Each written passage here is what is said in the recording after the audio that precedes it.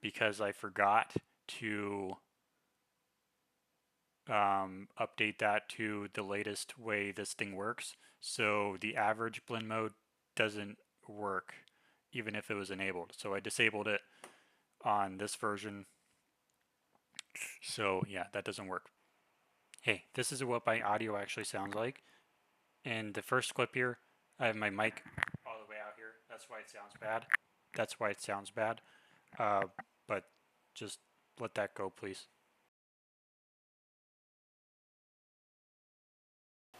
Hello. This is going to be a long, slow time coding session with Alva Sorcerer using ETC EOS. We are doing Carol of the Bells today by Mannheim Steamroller. It's probably going to be an hour, maybe 2 hours, probably not 3 hours, probably like 1 or 2 hours. So we're doing time-coded lights. You have the music going and you make the lights dance to the music.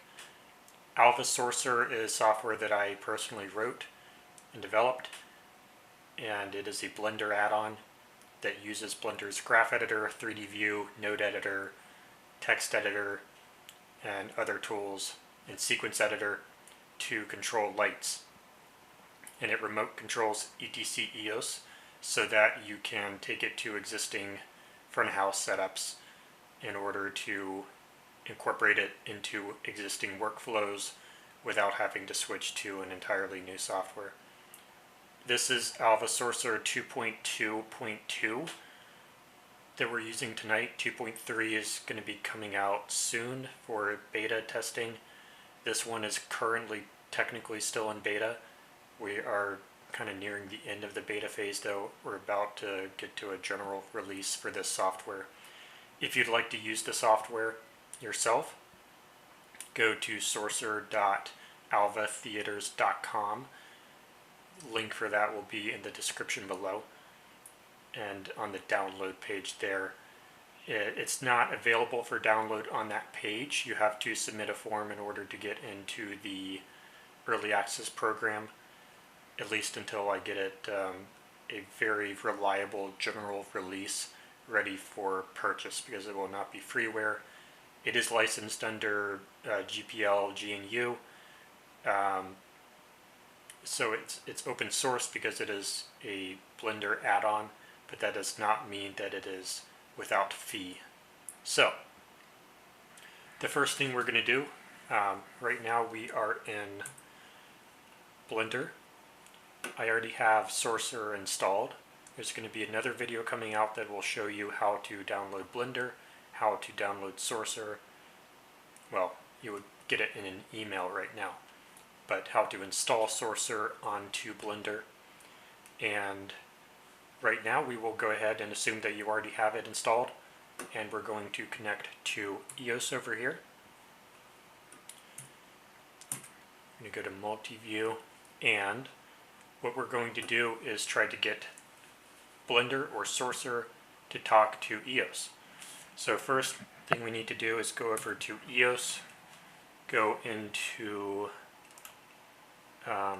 Setup, System Settings, and the instructions for this are actually over here. Unlock the Network Settings menu here, and I think it's right here on the port. It gives you a long explanation of what you're supposed to do on the tooltip. But we're going to go into System, Show Control, OSC, Enable RX. Make sure that our OSC UDP RX port is 8000, and that is copied over here. On Sorcerer, go back to multi-view. That's not what I wanted at all. Go back to multi-view over here, and we need to check our IP address as well. So going to go to Displays on EOS. This is ETC Nomad over here. This is not a console. And we're going to go to About to see what this console's IP address is. About. And it is at 1.12. So we're going to go up over here in Blender or Sorcerer and say 1.12 or actually 192.168.1.12 is the full address. And over here it says, because we just connected, hello there, my name is Alva Sorcerer, and it gives you a syntax error, but that is our message that tells us we are connected. And to test that, we can do intensity like so. We can see that we are connected because it is corresponding over here. And we don't have Augment 3D set up yet over there, but that's okay. We can just select this cone and set that at channel 1 and generate fixtures. That is all automatic. And now we have a light, and that's just a conventional ERS that it automatically patches there. So the first thing we're going to do, now that we have that, we are going to set our playback to AV sync or sync to audio and enable scrubbing, and that is on our playback menu right here. If you're on 2.3, some of this will be a little bit different, but right now 2.2.2 is being a candidate for release. So we'll go ahead and play some music. Now, and an interesting thing here is we have basically stubs here, or stems here. This is the Mannheim Steamroller one. We have the other, and then we have the drums. We also have the bass. We also have the vocals. And these are all split independently on their own tracks.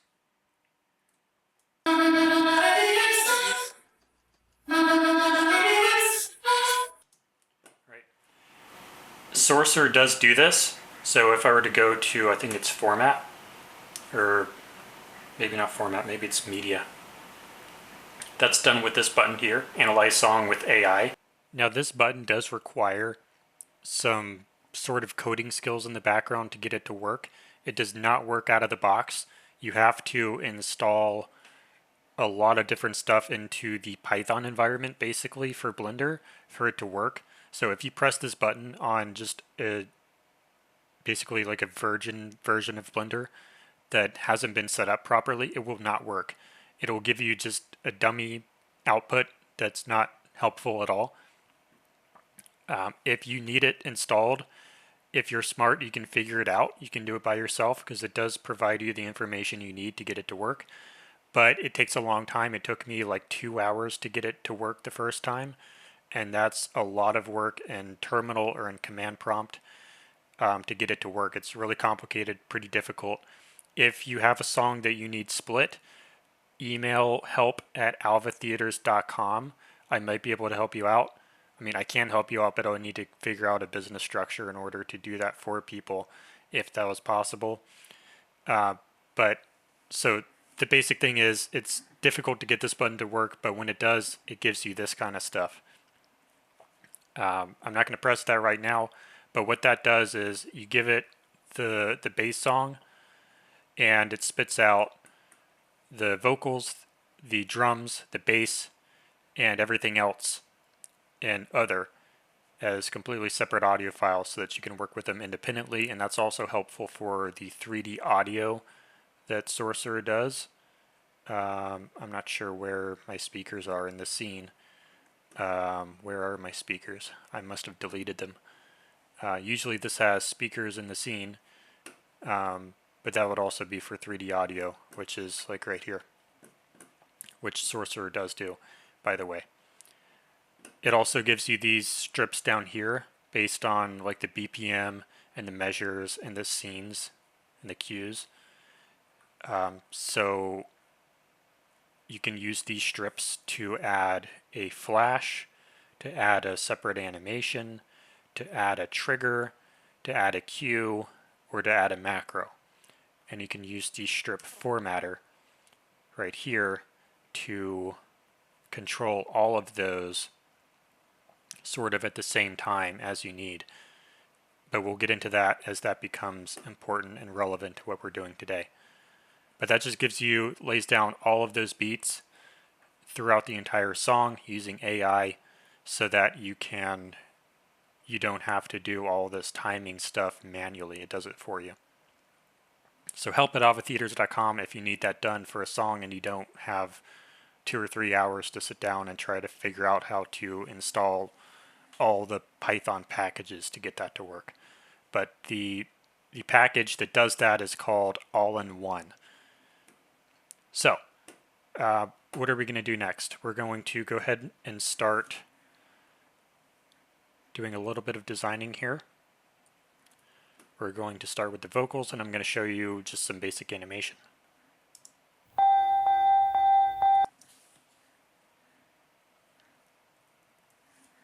It's a little bit loud.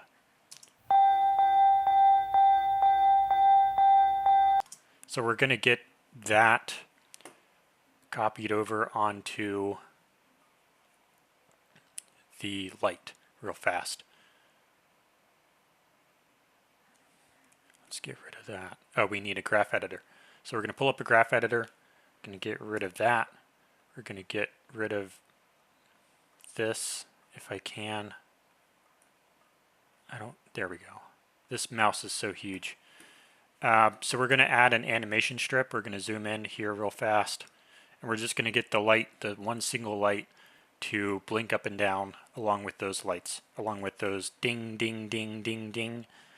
So Shift A, add a animation. Now when you first get Sorcerer, if you're not using the blend file that it comes with, you will have to add a color strip using Shift A and then just add color, not add animation or flash or cue. That's just to establish the sequencer in Blender, because it starts off with no sequence editor. And if you press this button, it'll tell you to add one through Blender's menu. This menu down here is just Sorcerer. It's an add-on. It's not part of Blender.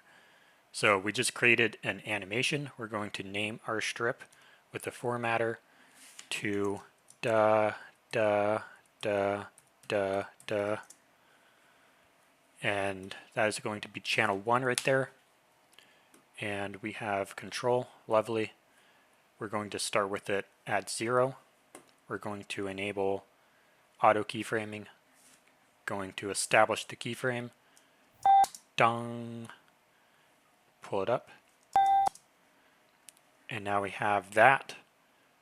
And we can go over here, select all, and now we have our little bounce or flash. And it's clearly too large, or too large. So we're going to go scale X to make it shorter.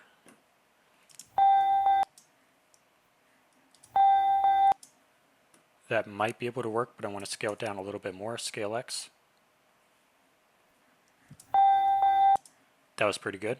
So we're going to Shift D, grab X, Shift D, grab X, Shift D, grab X, and let's see if this is good. I think I missed one of the peaks. It's going so fast.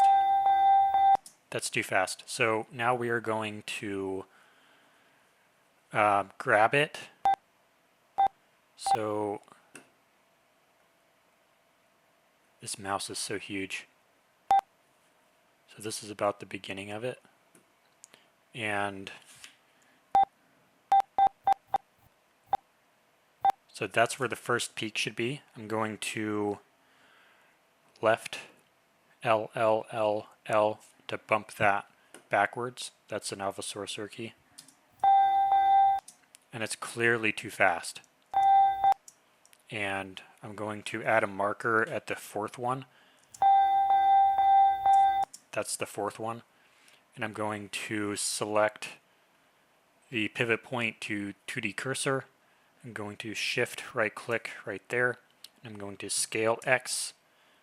Whoops, I don't have all of them selected. I'm going to scale X until they all sort of go there. And grab X, because that shifted the first peak. Okay, I think I want it to be a little bit slower. So shift right click, grab, or no, scale X, just a little bit slower. That's pretty good. So now we can shift D and add another one.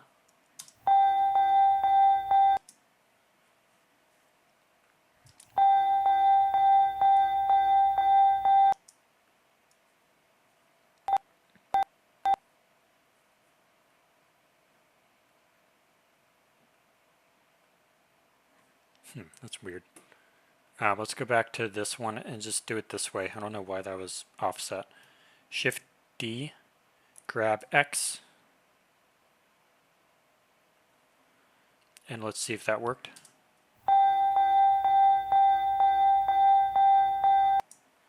I feel like that's getting a little bit slow, so we're going to select all of them again, shift right click, and scale X just a smidge.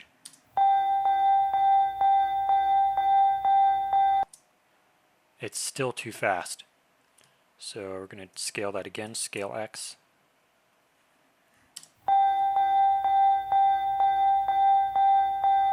That's pretty good.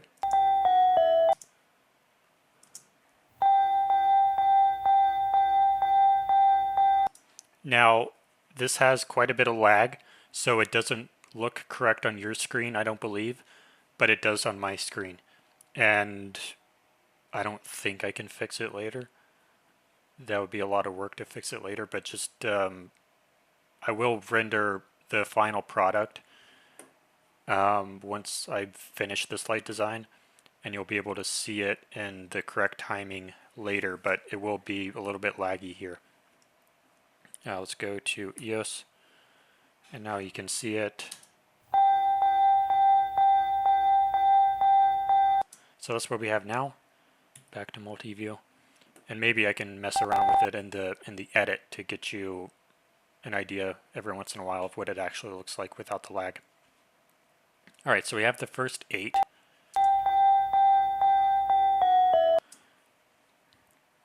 So the way they have that panned is these are on the left. So I'm actually going to call this left. Format, left, da, da, da, da. And then it goes to the right. Now it's on the left. Now it's going to go to the left and right back and forth.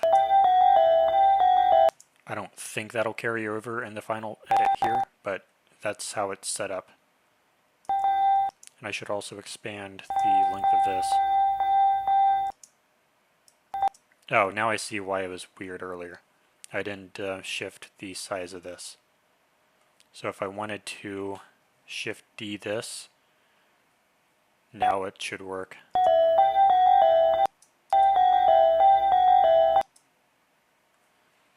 We can maybe get it to work.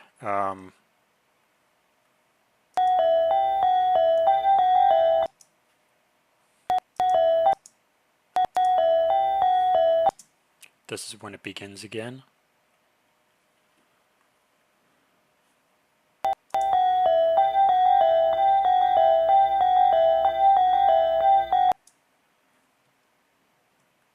And I think we want to knock out every other, I think. That might be correct. Did that work?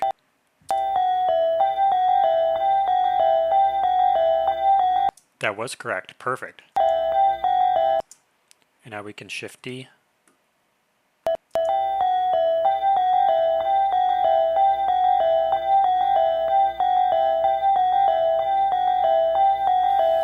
It got a little bit of out of sync there at the end, so we can just write a little bit.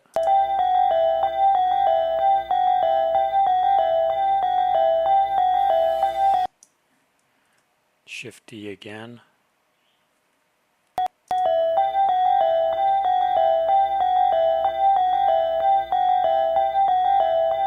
That one was a little bit slow.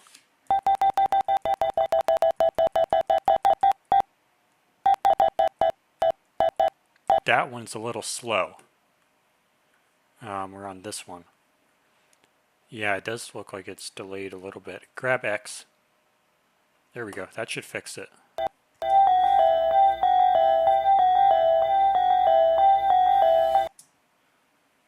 That one felt a little slow too. All these feel a little bit slow.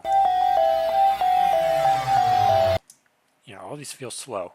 So, right a little bit.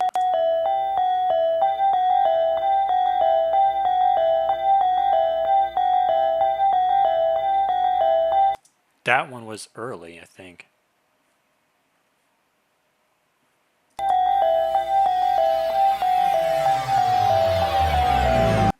Alright, that's good enough for now. So play that from the beginning on EOS screen.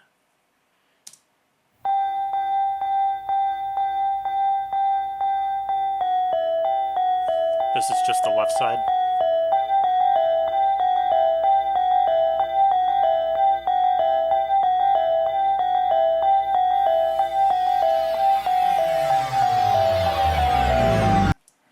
I think these can all be shifted to the left a little bit. Okay, so unfortunately, I lost like 15 minutes of work because I had the wrong screen on, but the good news is I have Sidecar over here now, so I can actually see my program. I have multi-view, I have me, I have Sorcerer, and I have EOS, and I can actually see what I'm doing now. So that's not going to happen again. I'm not going to erase the work, I'm not going to redo it, but this is what we have right now. We have 2 channels working now, and I sort of synced it up, sort of, kind of, and I'm going to show you the EOS screen now and show you what I have so far. And I'll show you the graph of it as well real fast. Box select this. But that's what we have now. Green is channel 2, I think, or maybe not, I don't know. But it's left and right, channel 1 left, channel 2 right. But that's what we have. Hold up. Select all. Yeah, this is what we have now. I need to fix this. Yeah, there we go. I'm going to play this. And I think this part got lost. But there is a little bit of lag on this screen over here. On this screen, can you see? Yes. On this screen has a little bit of lag because that is a wireless video DNI, I think, transfer to get that to work. So there's a little bit of lag, but in the edit, I might be able to fix some of it occasionally, like this one I'll probably fix. So if it seems weird, that's why. It's because if there's a lot of lag, but it looks correct to me in real life. So I'm going to go ahead and play this. That part doesn't look right. I haven't fixed that yet. We're going to work on that next.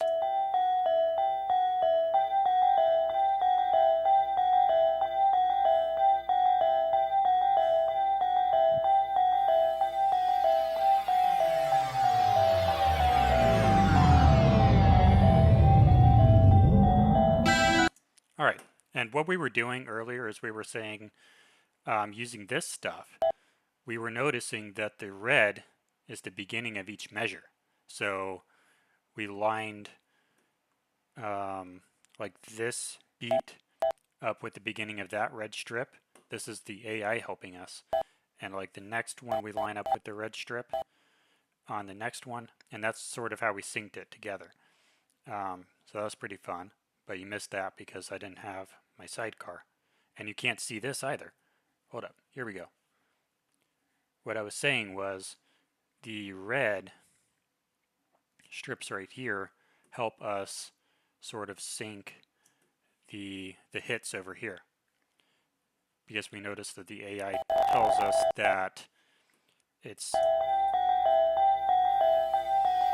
that's the beginning of each measure. So that helped us synchronize it. All right, back to multi-view. All right, so now we're going to work on this part. We're probably going to delete this. We're going to use a different something there. So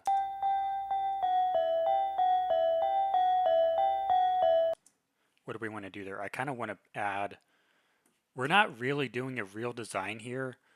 Like, I just want to sort of demonstrate what Sorcerer does to an extent. We're not really doing a lot of really heavy design work.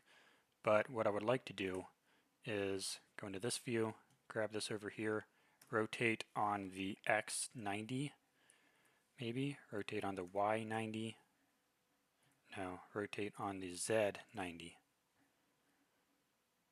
No, hold up. I want to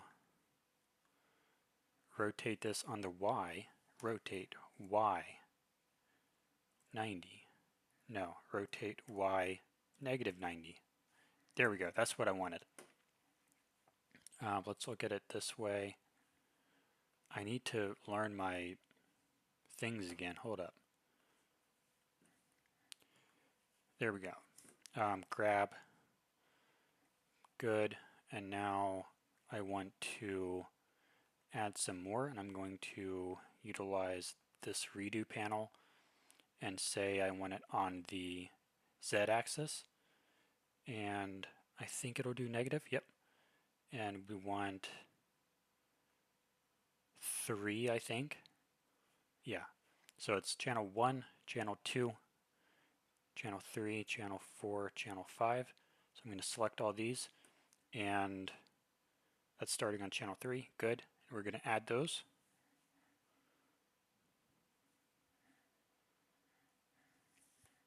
Now I'm going to show you EOS and turn on light 1, perfect. Turn on light 2, perfect. Turn on light 3, perfect. Or I think it was 5, 4, 3. And now we're going to go back into sequencer and let's make 3 different animation strips without any keyframes. And we're going to F. You can't see what I'm doing. Sorcerer, there we go. F. Call this one top, actually bottom. Bottom. And that's going to be channel 5.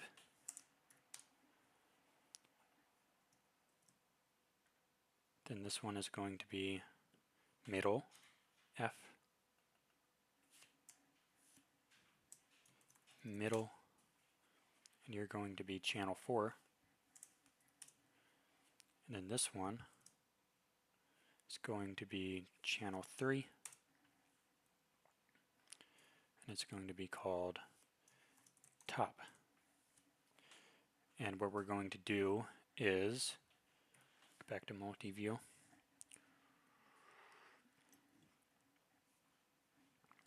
we are going to, what do we want to do? Hold on.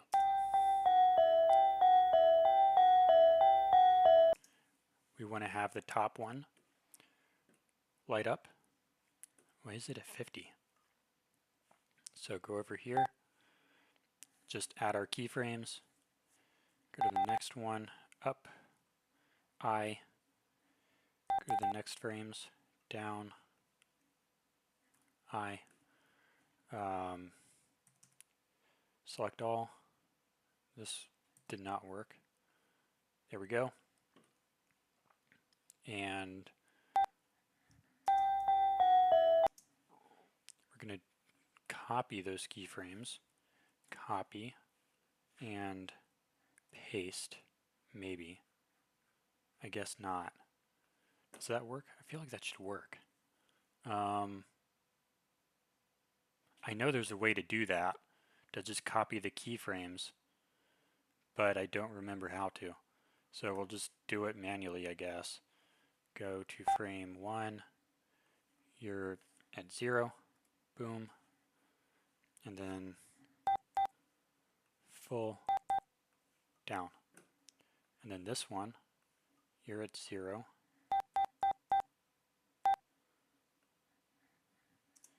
I, up, down, and turn off auto key mode. Now they should all come up. I think they did. Yep, they're all coming up. All right, so now we want to,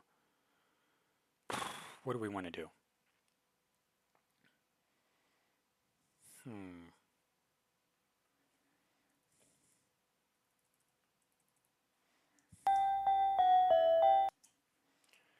What if we scale X, or hold up, from median, from bounding box center, scale X, grab this one, right a little bit.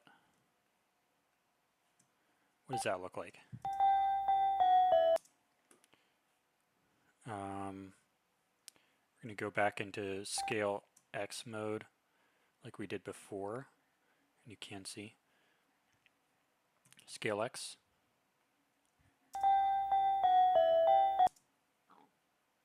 This is basically just a step-based effect, but we're doing it manually because we want to have a lot more control. And it's like way easier to do it this way too.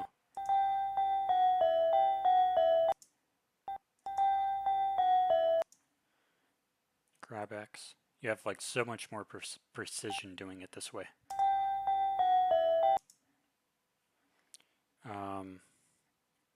Right.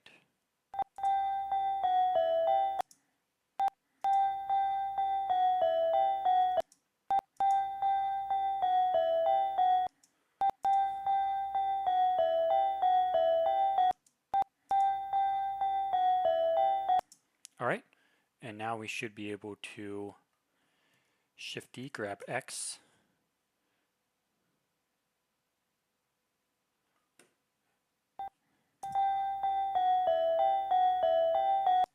All right, Shift D, grab X. See how we're doing.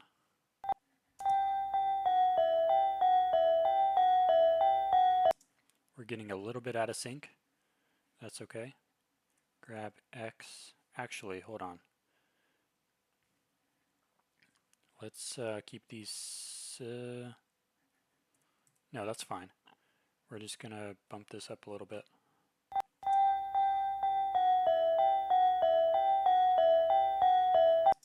It's getting a little bit too fast at the end, so we're just going to do a scale. Scale X.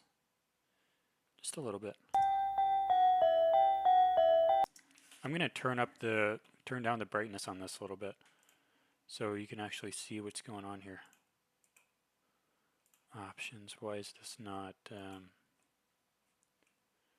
guess I have to do it this way, huh? Where is my, did they change this? My brightness controls used to be right here. Why are they hiding that now? Beam intensity is going to be high. Now you can see what I'm doing. Beam intensity high, ambient low. Done. Apply. Can't do that from Sorcerer. I'm going to make it bigger too. And back to multi-view. And now we'll play that again so you can see it better.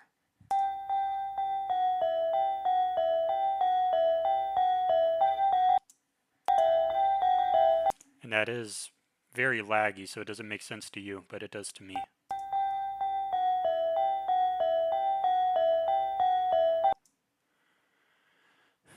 I want to, whoops, do that.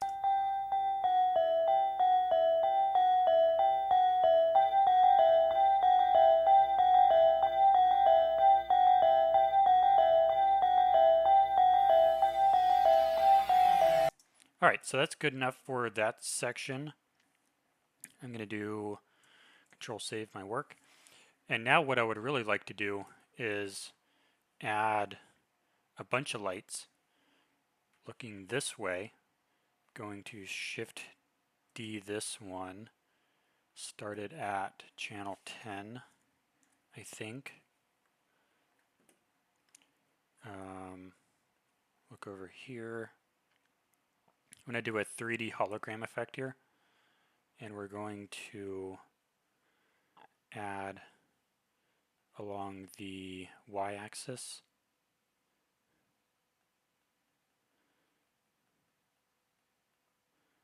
And I think we can do rows as well. That's not what I wanted though.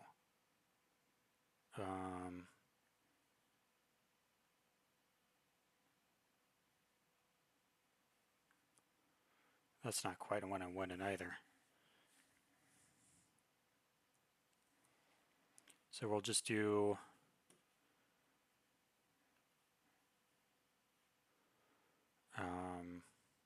along the y-axis and only one row. Since that's not what I want, we can just duplicate those later. But this is what I want right here. And now we can do this with an array modifier as well, but this is just easier. So Shift D, grab grab Z1. And then we'll just press that button again. And I think all of our channels numbers should be good. 22, that starts at 10, that starts at 10. No, that didn't work at all. Control Z, Control Z. This one needs to start at 23. And create, Shift D, grab Z1, Shift D, grab Z1. That should be good. Then this one is going to be, you can do this with an array modifier way easier. I should be doing it that way, but I'm just lazy. 36. Go ahead, add all these, and I want to show you the tools that Sorcerer has. 48. Is that where this one ended? Yeah, this one should be 49. So we're building enough lights for basically a 3D hologram. There we go. And then we're going to, what are we going to do exactly? We probably should do this with an array on the other side, just because it's going to be so annoying. So we'll do it with an array on the other side. Shift D, grab X, bring that over here. That's good. And then rotate on the Y by 90. Rotate Y 90. There we go. I'm going to show you Sorcerer. And now we're going to do an array modifier with Blender. So we're going to go into layout mode right here. We're going to add modifier and array. And it's going to have a count of, what is it? 1, 2, 3, 4, 5, 6, 7, 8, 9, 10, 11, 12, 13. And then the factor on the X is going to be 0. The factor on the Y is going to be out there until it matches. There we go. Then the factor, or no, then we need to make another one. Array, array, we need to stack them. I have my caps lock on. Array, and then this one is going to be, what, 4 or 3? It's going to go up there, like so. And now I need to check this channel number, 61, and make that one be 62. And we should go ahead and add all of these, I think, to the console. This is going to be group 1. Are we starting at channel 6? Starting at channel 10. So channel 10, group 1. And these are just going to be dumb lights again. And we're going to universe 1, address 4, address 10. I don't know why it's at 4. Generate.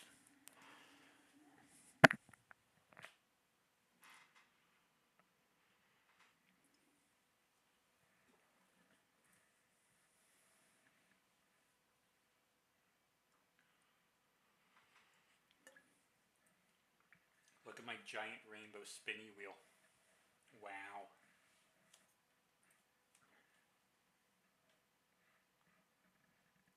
So it's just generating all those fixtures now.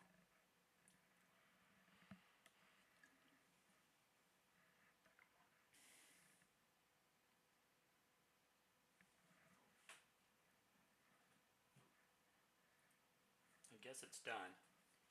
It's supposed to make a group here, but I guess it decided not to this time. But that's okay. We can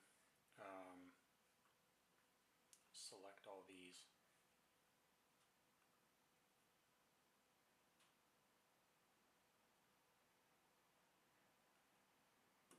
Pull those into the group.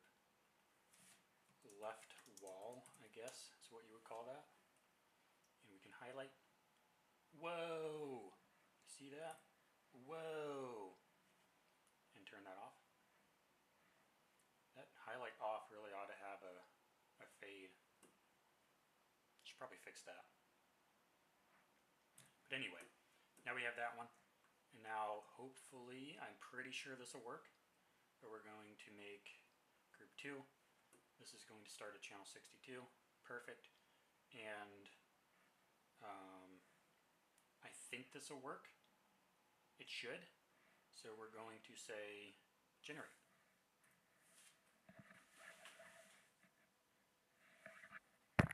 I had my mic down, but you could probably still hear me. I think it's done. Back to multi-view. Sorcerer, going to rename this one. Back to multi-view. This is going to be your right wall. And it looks like it actually did automatically add my fixtures this time. So I guess it only works if you have an array selected. And let's turn on highlight mode. Whoa! Left wall. Whoa! Alright, so these are working. Now we just need to add another one up here. But again, like what we're doing right now is we're creating a lot of fixtures so that we can create a 3D hologram. I understand that this is not exactly realistic for a real working theater. I understand that, but we're just sort of demonstrating some of the features of Sorcerer. So Shift D, grab X, maybe right here. We're going to grab X on here a little bit more. Maybe actually start it over here. We're going to add a modifier, or actually we need to find out what the last channel was. I think it would be this one, 113. Yeah, so this would be 114. 114. And we're going to orient it, rotate along the Y90. No. Rotate along the X90. No. Rotate along the Z90. Okay. Rotate along the Z. 180. Now it works. Okay. Perfect. And now we're going to add another array. And it's going to be, how many should it be? 11, 12. And then factor here is going to be 0. And it's going to be a factor along the, that's along the Z. That's weird. You should be 0. There we go. We're going to look at this view and maybe a little bit more. That looks pretty good. And then we're going to add another array. And another cool thing we can do with this is we can add curve arrays as well. That should really only be 4. Yeah, so it's sort of consistent. We can also add lights along curves, but we don't need to do that right now, so we're not doing that right now. I guess we could do it later. But we're really just trying to do a 3D hologram effect right now. Alright, so we have our array right there. And now what we want to do is address 63, address, you should be address 114. I don't know why that's not updating right. Then it should be group 3, channel 114. I really ought to add a bug report for that because address really should be updating.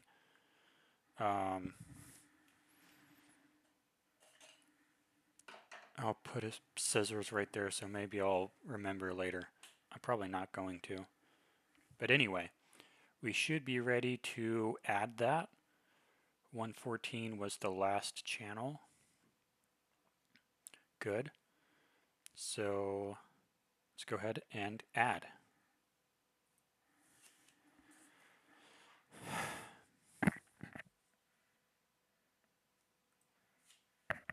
I had the rainbow spinny wheel come back up, the giant one.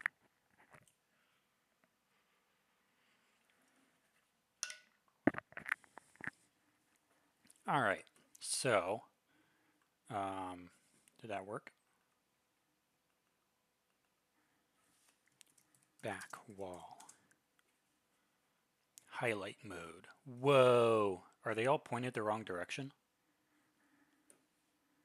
I think they're all pointed the wrong direction.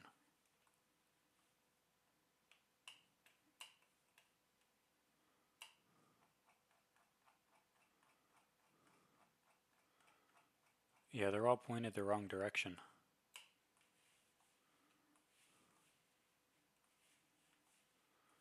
Well, that's unfortunate. I don't know why that would have happened. Maybe I need to apply scale before I do that. So, Control Z.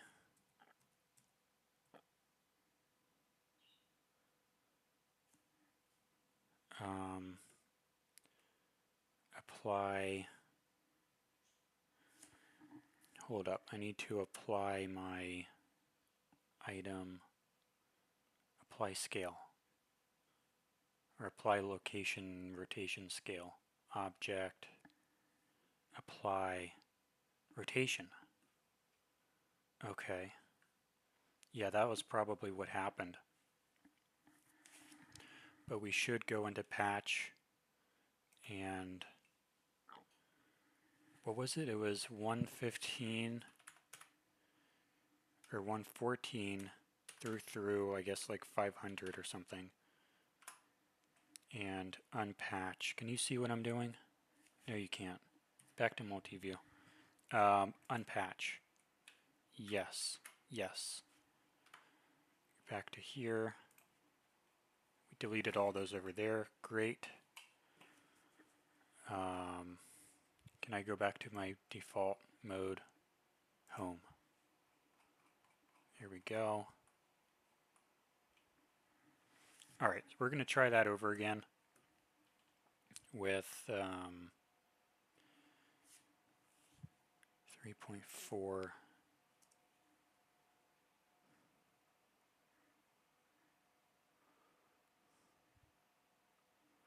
That looks right. Then this one,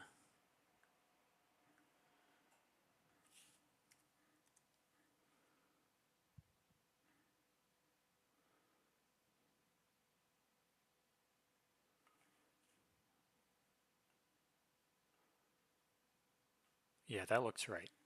Okay, so now we're going to try that again and see if it gets the right rotation. 3, 114, 114, that all looks good. And I'm going to try that again.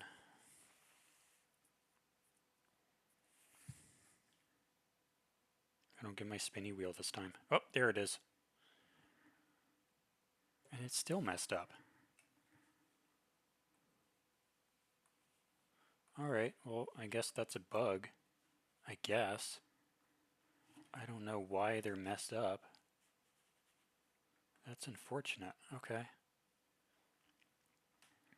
Well, maybe that'll make it easier to see our hologram since it's not pointed directly at us. But I'm going to consider that a bug, so I'm going to have to get that fixed. But it's going to be okay.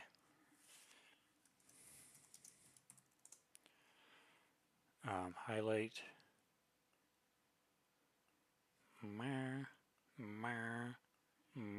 See, these ones worked. I don't know why the back wall one didn't work. It's very strange. And I did apply the location, so I don't know. But now we have our groups and we have a field that we can use for influencer object. So we're going to shift add a mesh. So let me show you what I actually want to do. What the point of all this is. Listen to this.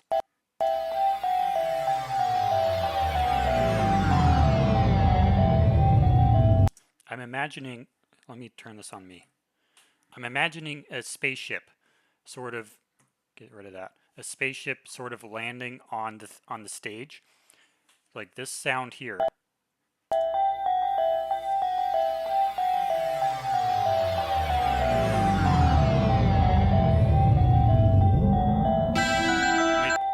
Let me try that again. In my head, I imagine a spaceship slowly landing on the stage, and then when it does that sort of pitch up, it sort of pitches up. So let me try that again. This is the spaceship.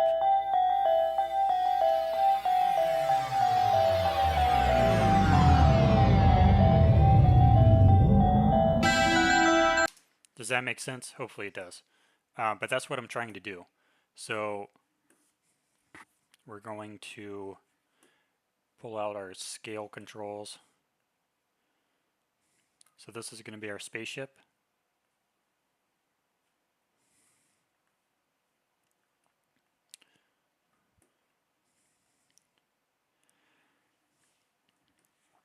And let's get these controls now.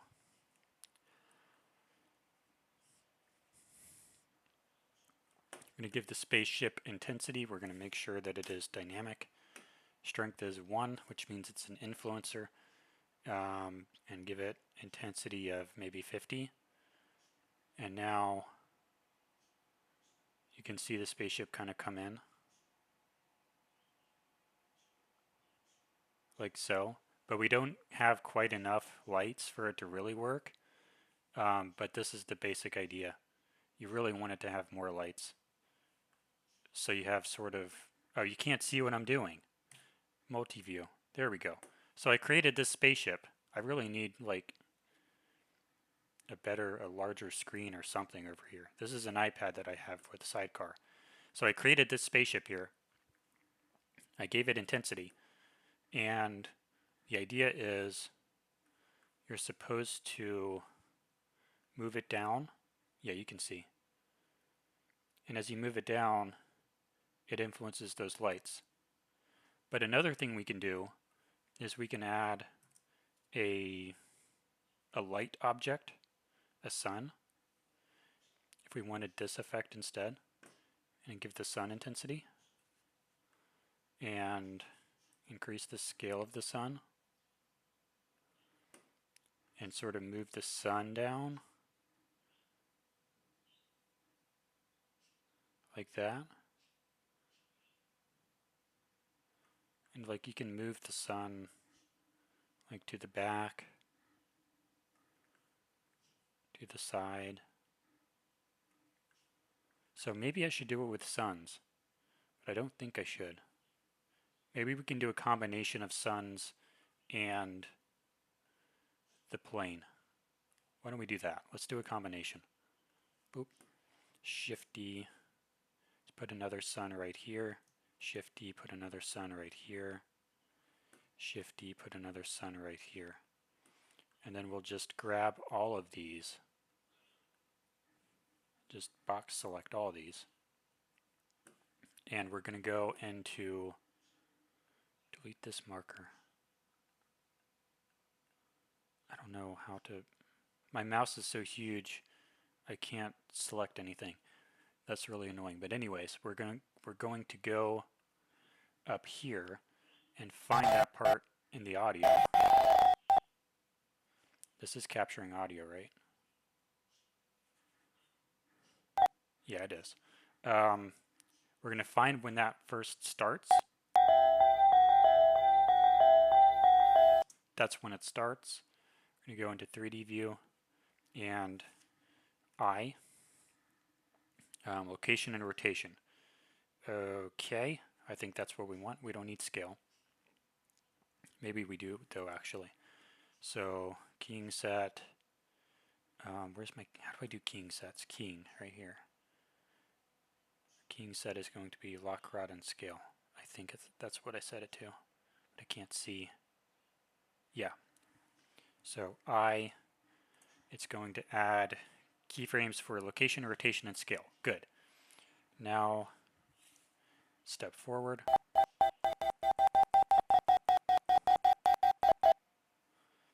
Now we're going to grab on the Z a little bit. Whoa. That's clearly way too much. So we need to take the intensity of this. That's fine, but it's the suns that I need to take the intensity way down on. So like take that to 25. Take that one to 25. Take this one to 25. Take this one to 25. So that we can actually see what we're doing a little bit better now. Maybe. Now is this going to work better? Maybe.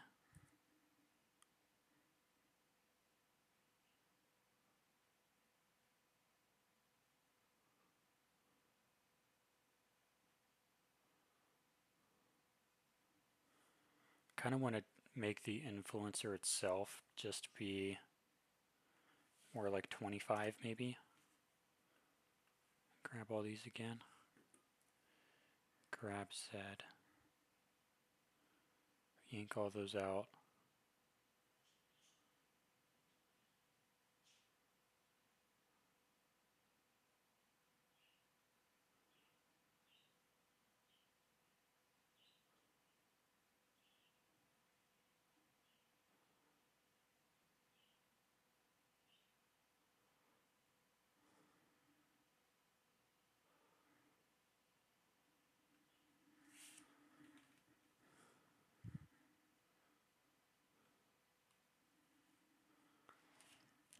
Let's go back to the music.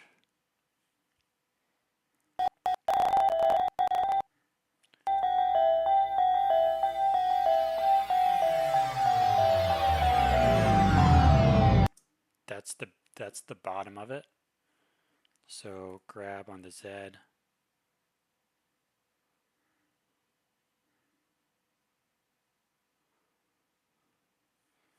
And I'm going to ghost out real fast.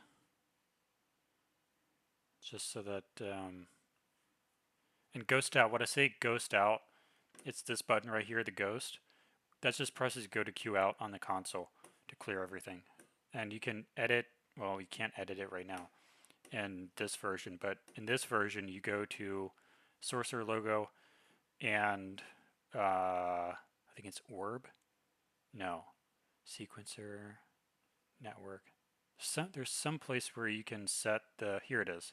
This is the command that button uses. So right now it's go to Q out time enter, and then this is the number, so it's go to Q out time 1 enter. That's that button. It's supposed to be Shift G, but it doesn't always work. Sometimes you have to set that to something else because it wants to do its own program or something. So we're going to grab Z, these to get this out, and go back to sequencer, and this should play.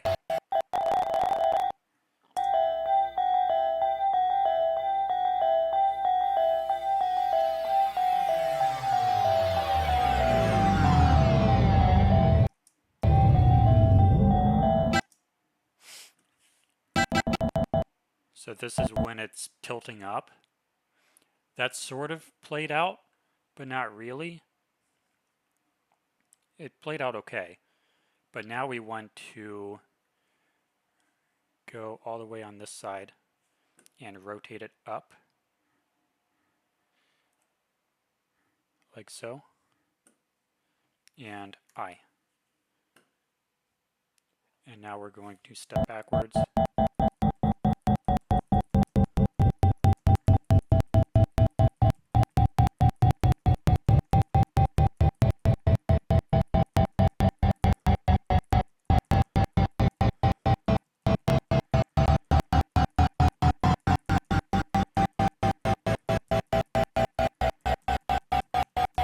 My entire screen is literally completely full of these keyboard commands.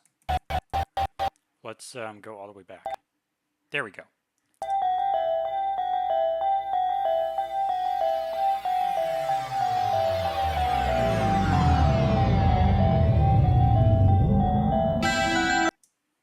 And now we want it all to go out.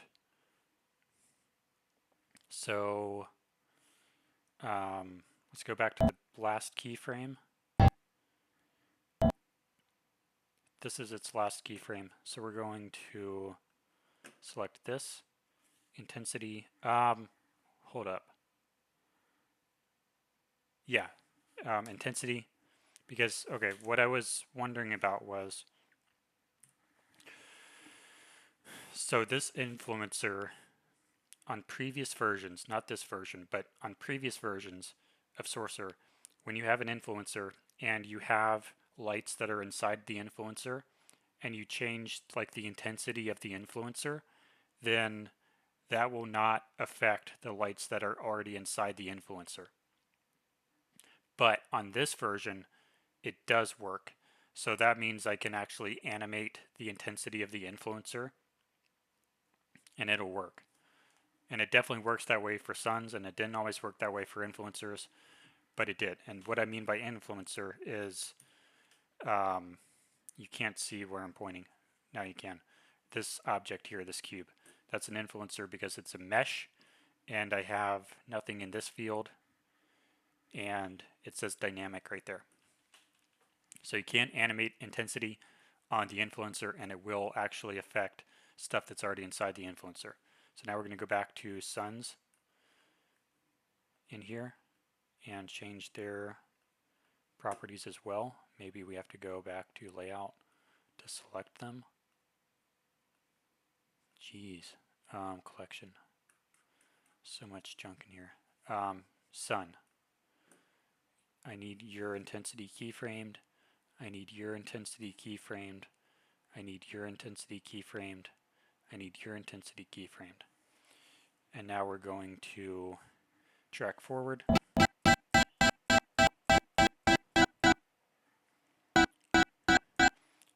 Now we want all these intensities down. So I, down, I, down, I, down, I. And this effect should work now, I believe. So go back.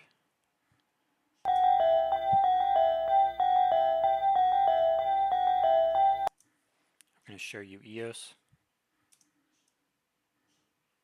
This thing.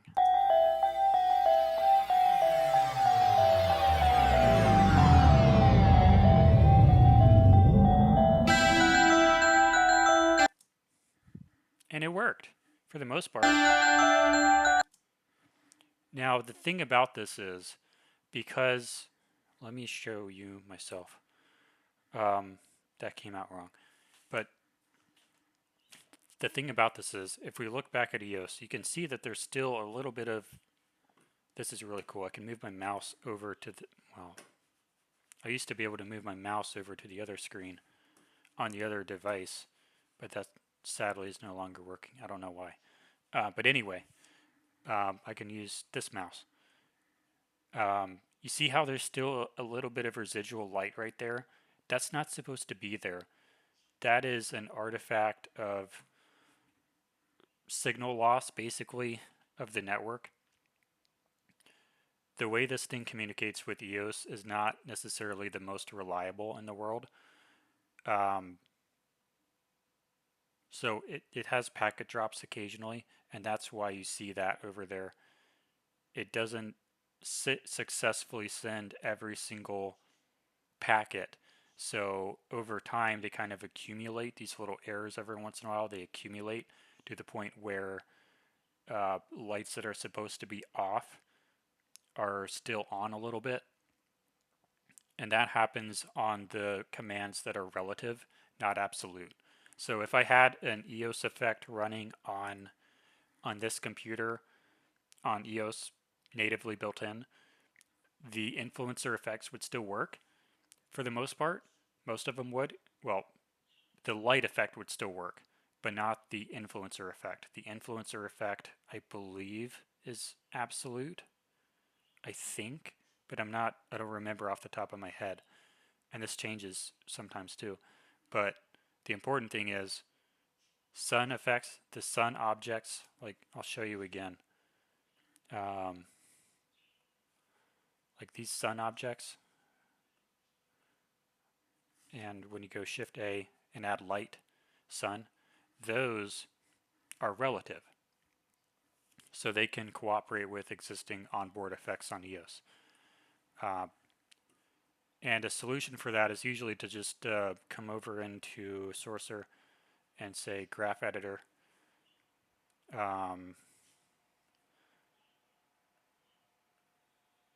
Add controller 1 through what is this, 160? Hold up. 161. So 1 through 161 is going to be this controller. 1 through 61, or 161. And I'm going to go over here. That's that keyframe, then it's that keyframe, and then the next keyframe is the out keyframe. I thought.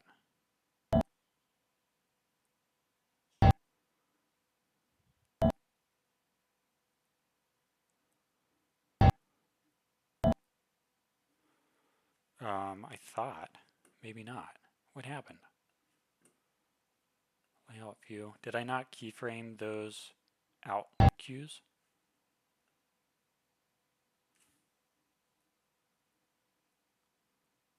No. I want to do... Can you see what I'm doing? Yeah.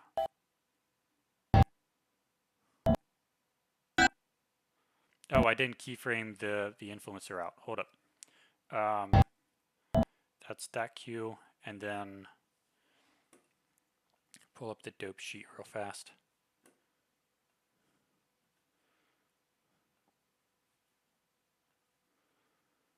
Can't see because of this thing. Hold up. Wait for this to disappear. Shift sun. I don't know why this isn't showing me anything right now.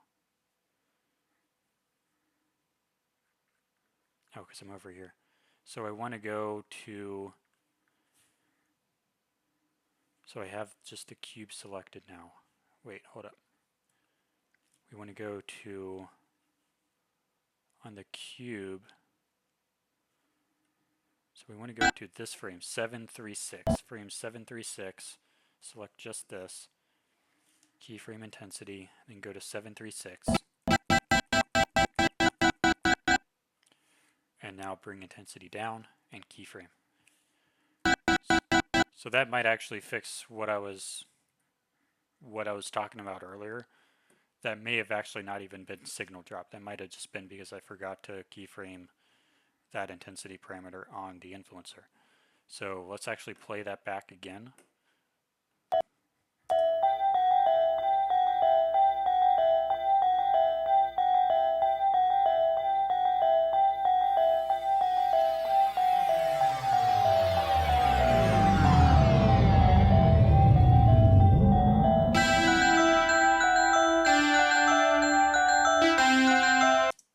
Okay, so it looks like it did a lot better that time. I think we only have one light that's still on. And they all kind of have a little bit of residual. So we are going to continue doing what we were doing, to be clear.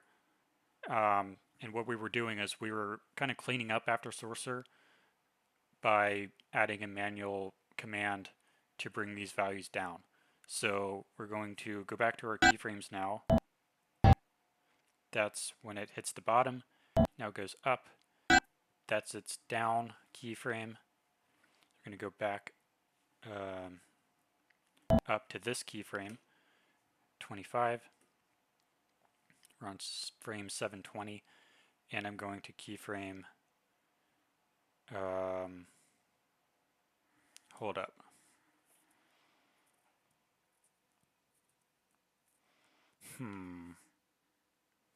I don't want to control all of them at the same time. So what we can do is just go to here and then this frame. We're going to keyframe this to 1 I, and then go there, keyframe it to 0 I.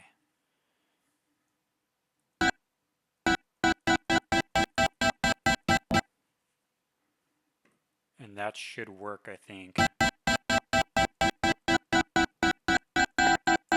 Yeah, now we should have no residual, I believe.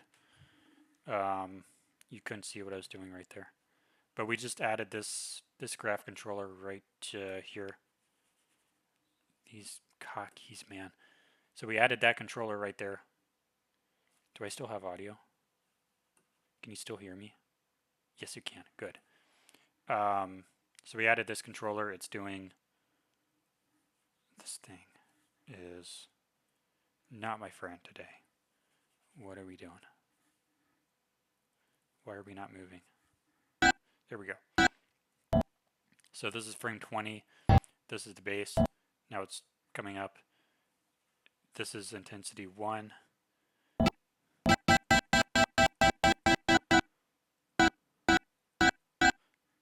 And it has these two keyframes right here. When these are yellow, that means there's a keyframe on it. So right now it's not keyframed. Now it is a keyframe. Now it's going down to 0. So that tells Sorcerer, say, hey, turn off all these lights between frame 735 and 736. That's what that's doing. So now they're all turned off, regardless. And another thing to think about is the blend mode. Right now, in future versions of Sorcerer, blend mode is going to be on the playback menu right here, I believe. But in this version, the version that's about to come out, it's still on network, animated, HTP, or blend mode, and then HTP. It also has average mode, but that's currently disabled because, can you see me? Because I forgot to update that to the latest way this thing works. So the average blend mode doesn't work even if it was enabled. So I disabled it on this version. So yeah, that doesn't work. All we have is HTTP. So basically when multiple controllers, so like, can you see? So when this controller wants the channels to go down, and say this controller wants the channels to go up, then this thing over here has to decide, what do we do? Like this person wants to do thing A, that person wants to do thing B, these conflict. So we got to come up with a strategy. So that's what this is, HTTP, highest takes precedence. The controller with the highest change request wins, and the other one is deleted. So that's what that's doing. Okay. That's good for this section. We'll take a break.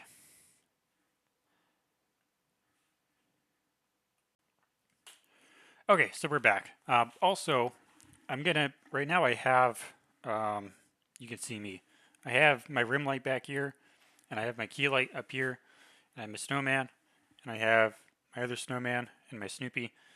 Tomorrow, I'm gonna get some colored lights to light up the background so that I can have my high CRI white light and my rim light stronger and a colored background. But I don't have that right now. We're gonna get that tomorrow. We're gonna have a stronger rim light and we're gonna have colored background, but that's tomorrow. What we're gonna work on next over here is we're gonna make, I don't know why my mouse no longer goes over to the other screen. It did that yesterday. It was really weird. Why is this frozen? All right, we're back and we're still recording. Over here, we're gonna make this row come up. That thing lost connection again. And you can't see that anyway. So we're going to go back to multi-view. I'll probably stay on multi-view because I just lost my sidecar thing. I don't know why. So we're going to make this row come up, and then this row, then this row, and then this row on these beats here.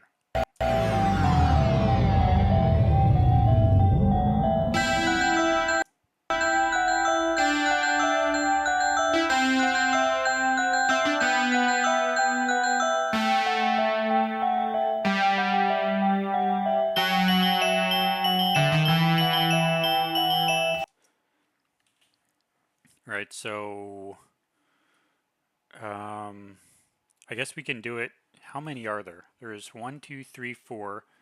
So there's 8 if we do it, if we divide it into halves.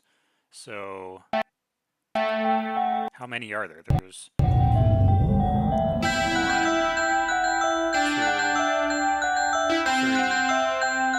4, 5, 6, 7, 8. So there's 8. So we need to divide these into halves, I guess. So we need 8 of these groups.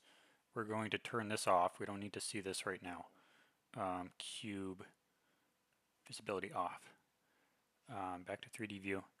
We need to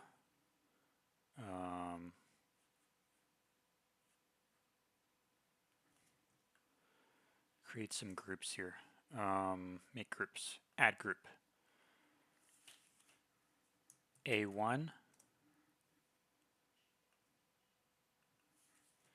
A2,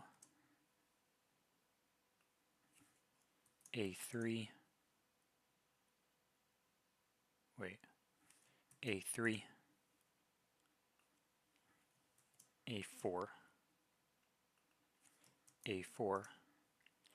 Then this one is going to be boop, boop, boop, boop, boop, boop. That is going to be A1.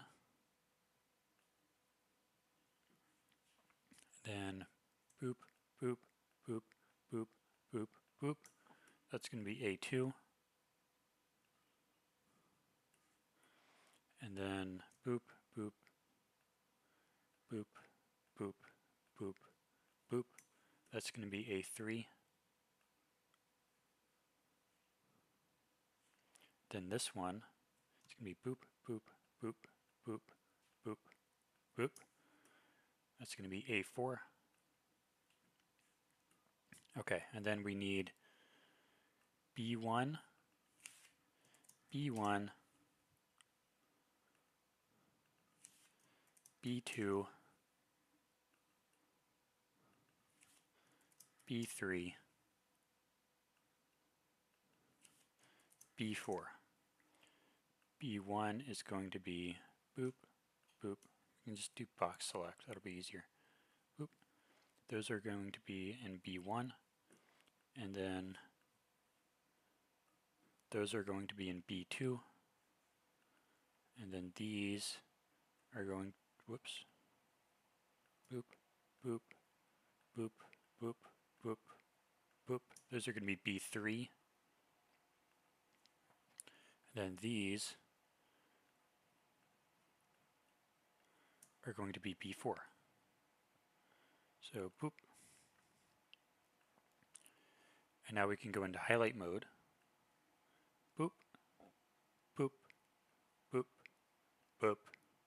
And then boop, boop, boop, boop. Alright, so we just did that. Now we can go into sequencer, I guess. How do we want to do that? So there's 8 of them. Do we really want 8 strips in the sequencer? I kind of do. Let's do 8 strips. Boop. That should be pretty easy. Like maybe stagger them like this maybe. That should work. That'll make it really easy to see them visually, I suppose. I really want my thing back. Hold on. So let's go back to just Sorcerer now that I can see what's going on. So we're going to make this one be a group. Make that be nothing. Hello. Make that be nothing, please. Dynamic. We're going to select A1. We're going to clear keyframes, and we're going to find the first hit. It's right here. It's like right there. So grab, let's make this a different color. Let's make it like orange or something. Formatter, orange. There we go. So intensity up here, I. Make that go down, I. We can go, actually, let's leave it at like 75. They don't need to go all the way down, I don't think. I think we can let them hang.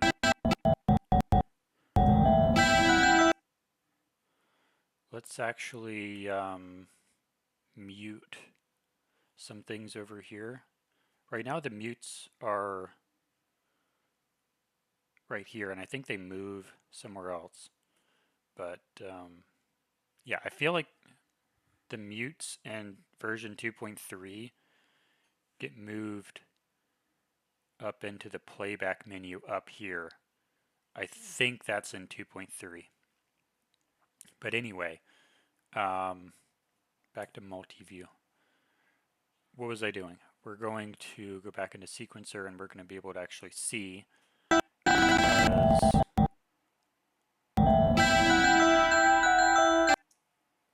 Is this not working anymore? Why this no work?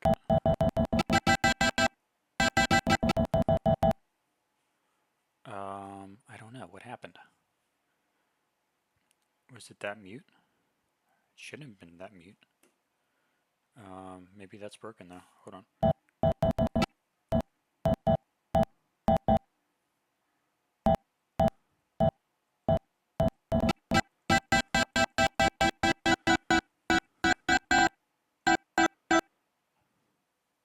Well, this is where that keyframe should go. So, all right, so this is interesting.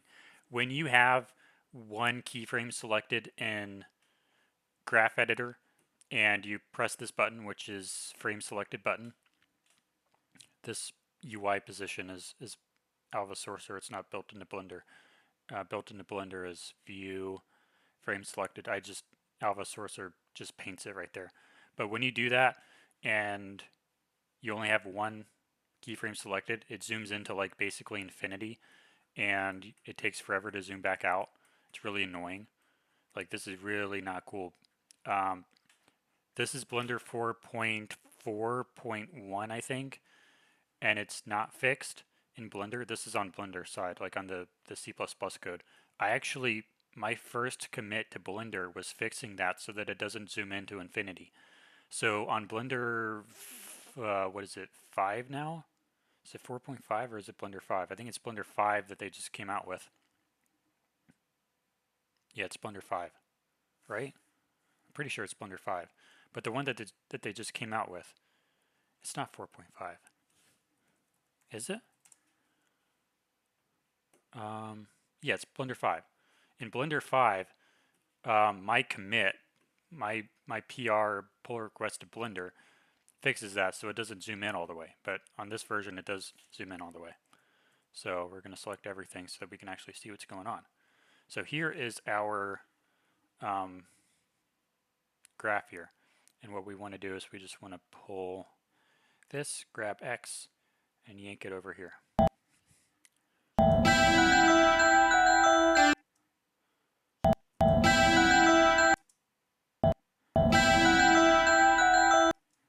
I kind of want to let it rest a little bit.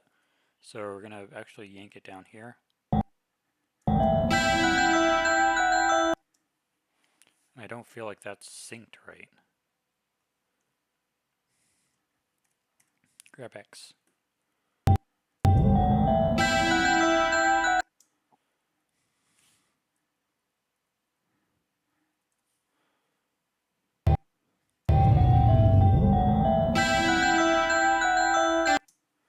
Yeah, all right, that looks good. I kind of want to make it go down kind of more like this. And shift here, T for interpolation, make that Bezier. And give it a curve down, like so.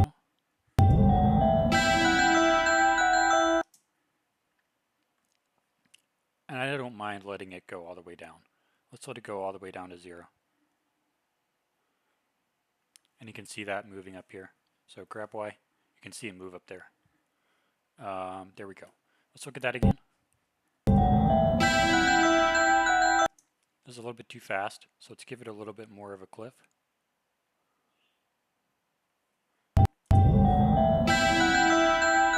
That was good. I like that.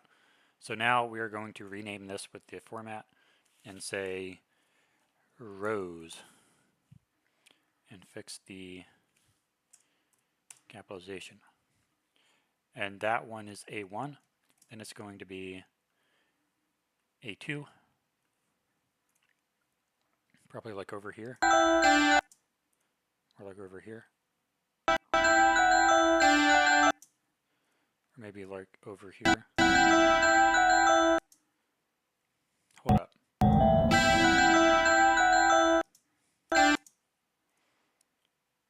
It's like right here.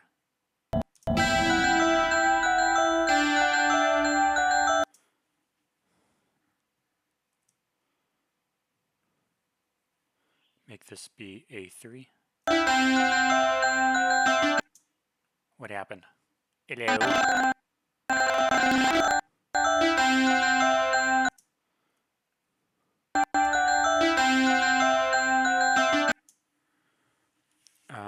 No, please do not turn off my monitor.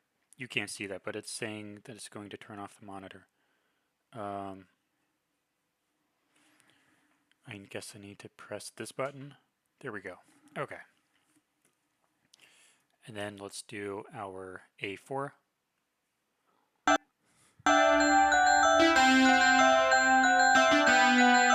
That's actually pretty good. Let's look at that from the beginning.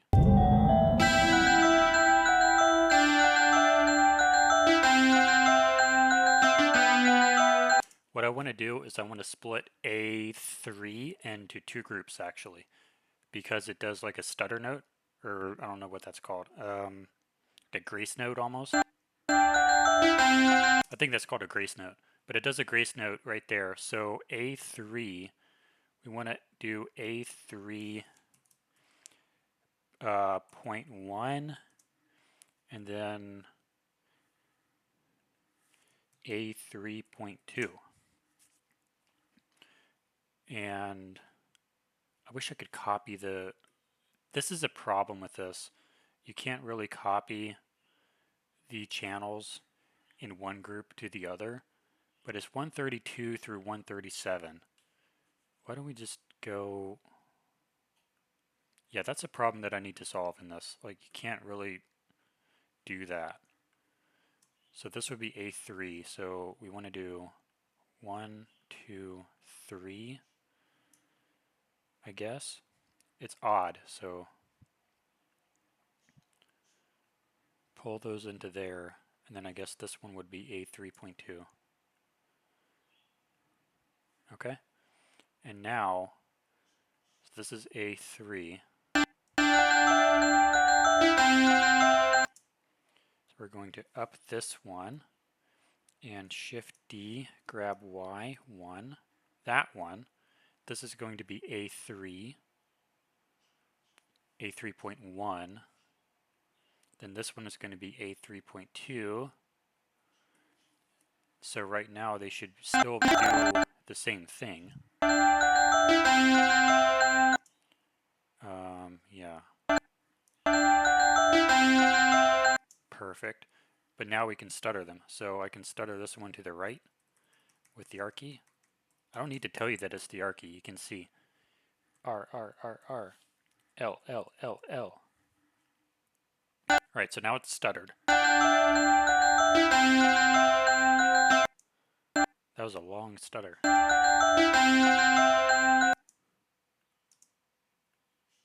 Oh no, what happened? I need to save. It does have autosave. You know what happened?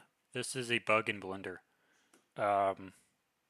Sometimes when you do this, it will have a bug and it will hang indefinitely, forever. And you'll come back 10 hours later and it'll still be like this. I don't know what it is. Hopefully they fixed it in Blender 5, but the only way to get out of this is to terminate, unfortunately. I know this bug. It's really annoying. So hopefully autosave saved it. It didn't. Not at all. So recover last session. Don't save. Well, that's not it. File. Recover, autosave. 2124. 924. It's probably this one.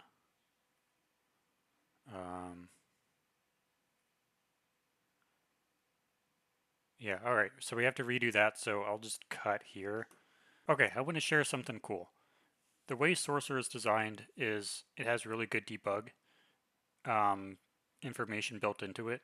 I just had an issue that I thought was a software glitch that it actually wasn't. I'm going to show you what I did to find out what was going on. This tool is accessible to anybody. What you have to do is you have to close out of Blender. Like if you're not understanding what Sorcerer is doing, if something is just acting really weird and you can't figure it out, sometimes this will help. What you do, at least in macOS, is you right click the package, the application, then you say show package con. You can't see what I'm doing. Hold up. Here you go. So what you do is you go into your applications folder, you find Blender, you right click Blender, you say show package contents, contents, Mac OS, and then you open up, I already have this opened up, but you go here to Launchpad and you say terminal or terminal. Pull this up. You don't have to know any code. You just drag in this executable here into there, and you press enter, and it'll run Blender. And now open up your folder, and you're going to go up to the right here, and you're going to say debug space OSC, enter. And now we're going to find what I thought was a bug, but actually isn't. Go back into full screen mode. So back into multi-view, what you'll see is that this row is going to turn off and on rapidly for no good reason. It's not supposed to. But you'll see how that's toggling on and off? It's not supposed to be doing that. I have this row and I have that row. Why would this one be toggling on and off? It shouldn't be, but it is. And it's really annoying. I can't figure it out. My assumption is it's a bug in Sorcerer. But to prove that, we're going to go over to 3D view. We're going to say, did I already say debug? I did. Now this thing is printing out all of the OSC that it's sending. So we can look at the output and see, let's actually redo this. In Mac OS, it is one of the function buttons and then K to clear this out. I have a Windows keyboard paired with a Mac, so it's the Windows key and then K for me. But what we're going to do is we cleared that out, and when we type debug into this field right here, it pulls up an extra window down here called service mode, and you have all these different debug toggles that you can mess with. Right now, I have all OSC toggled, so that means when I scrub through here, it's going to print out all the OSC. So these are all normal. So I'm going to keep going until I see one that's not normal.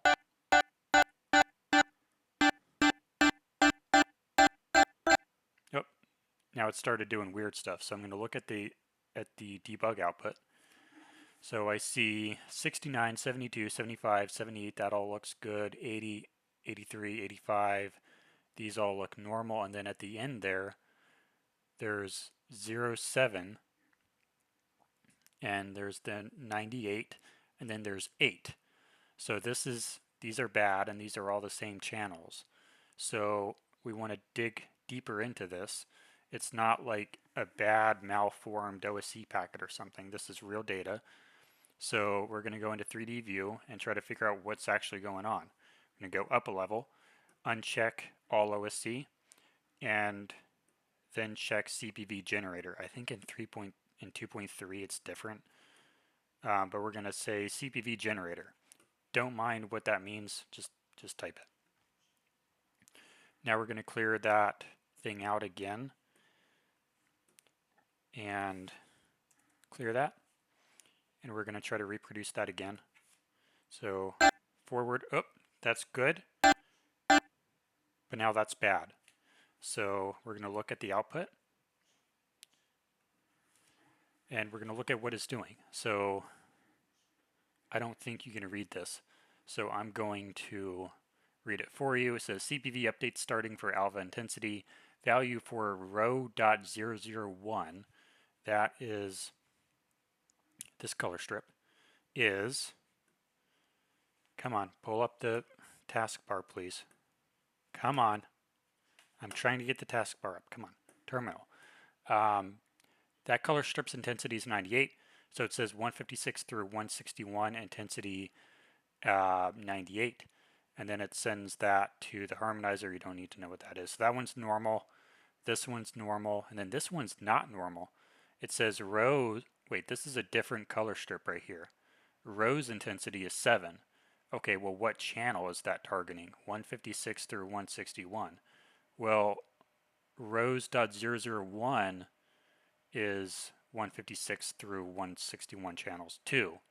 So hold up. Let's go back into here. Did I change my channels? This is A1. This is, oh, so that's the problem. So this one has keyframes for it basically 0, and this one has keyframes all the way at the top. And so they're conflicting with each other, and it probably actually is a bug. The harmonizer should be fixing that, but for some reason it's not.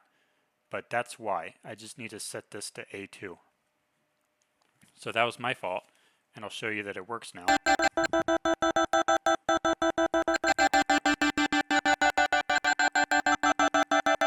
So now it's clean. So that's all it was. Like all that just to find out, oh, I forgot to set the row to the right group. So, but that is a good lesson in the debug tools that the software has. I'm going to turn that off by pressing or by typing debug again. And now you'll see that that window just disappeared.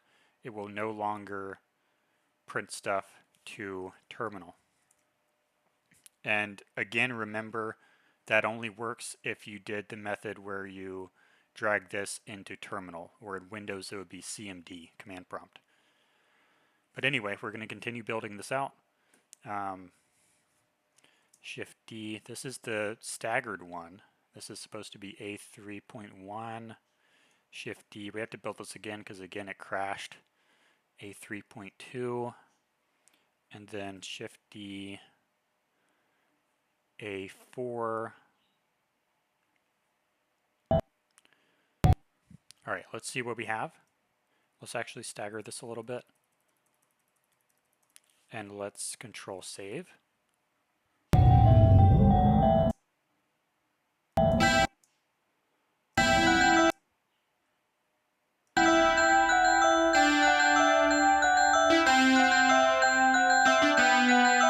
So all this stuff is a little bit too early, so R, R, R, R, R.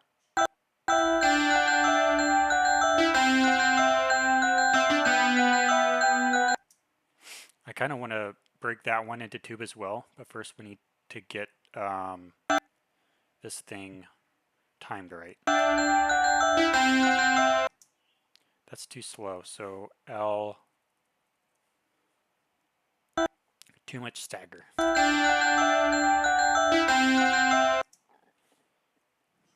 I don't know why that's resulting in so much. Perfect. I kind of want to split row 4 or A4 into 3. So let's go ahead and do that. It's going to be A4.1, A4.2, A4.3. We're going to go back into this view and do, I guess, 4.1 is going to be, I guess, these two. Boop. 4.2 is going to be these two, I guess. Boop. And then it's going to be these two for a 4.3. Wait, they got deselected somehow. Boop. And now we can go back into sequencer and split this into, or make this be A4.1. Shift D. Make this be A4.2. Make this be A4.3. And now I'll show you this. This is pretty cool. What we can do in Sorcerer is we can scale strips. I think this will work. Like this. With the S key. So that's pretty cool. That's a really good way to stagger these. So let's see what that does.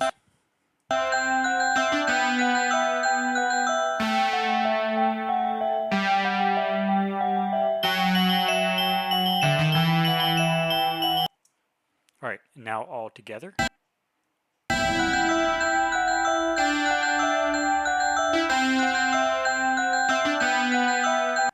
I think we need a little bit more stagger. So give it a little bit more.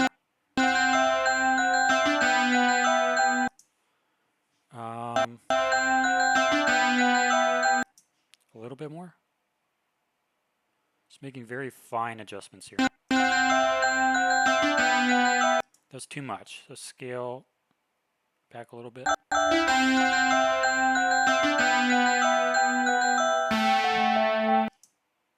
Right, and now we're on to B, because I think that looks pretty good. So this is going to be B1.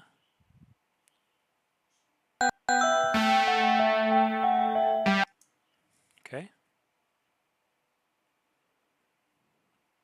B2. That was way too fast.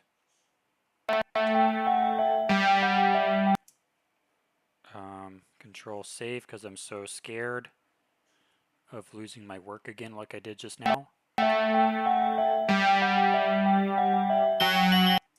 Okay, and we don't need to stagger this one like we did last time because it's only one note. So this is B3.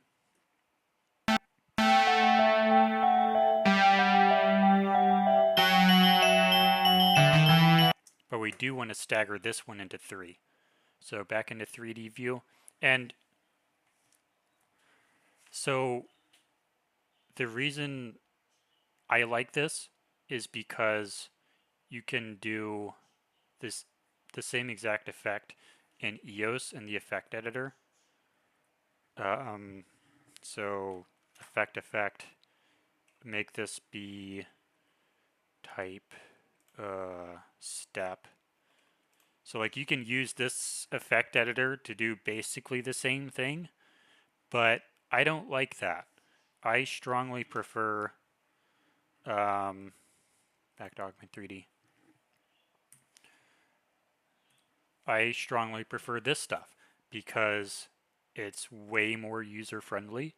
It takes way less cognitive load and you don't really need to learn it. There's really no learning curve and it's just really easy to use. Like once you just learn the basics of Blender and learn the basics of Sorcerer, you can create pretty much whatever pattern that you want of any like step-based effect and all kinds of stuff. Like there's really no limitations to what you can do with this, not because of a learning curve, but just because of the way it's designed. So that's why I like it. Like we're doing a pretty advanced step-based effect here, but it's so easy to do. And that's just what I like about Sorcerer. Maybe you do too. So over here, we want another triplet, I guess, for row B4, which is going to be these ones, then these ones, then these ones. So we're going to add a new group. You can't see what I'm doing. Back to multi-view. Nope, I don't want that. Back to multi-view. So this is B1 or 4.1. B4.2. B4.3. And if you run out of the, or you're not going to run out of these, but if you get to the point where it's like, wow, so many of these, it's too many, then you can just make a new scene. I actually have to fix a bug, I think, that will cause that to be an issue. So let me add that note. That's fixed in 2.3, but it's not fixed in this version. But the version you're going to get is going to be able to do multiple scenes up here. And you would be able to just start with a brand new block, and that's in the same Blender file. So you can just start out with a new one if it's like a new song or a new section of the song if you're doing like a lot of stuff. But anyway, back to this. B4.1 is going to be U and U. Boop. B4.2 is going to be U and Shift U. Boop. And then B4.3 is going to be U and U. Boop. So like this software is really ADHD friendly basically, is what I'm trying to say. And then we're going to Shift D these and put them over here. U are going to be B4.1. You are going to be B4.2. You are going to be B4.3. It's so easy.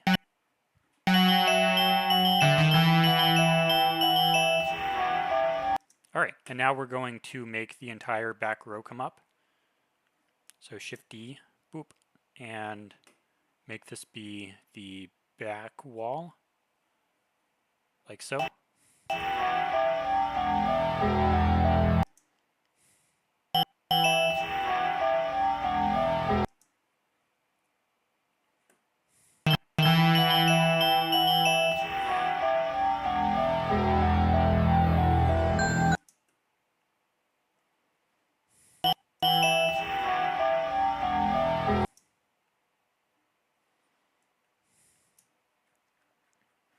Yeah, you can still see. So here's all of those keyframes. I want to grab this, grab X. Whoops. I missed somebody. Grab X.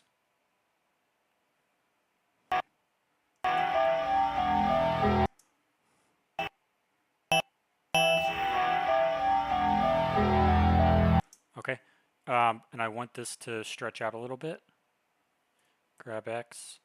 Grab this handle. Kind of let that relax a little bit.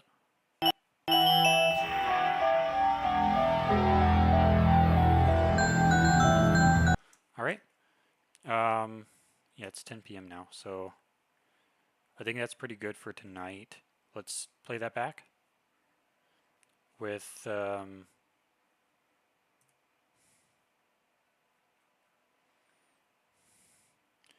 we just show all of these keyframes? I don't know why these handles have to suck so much now.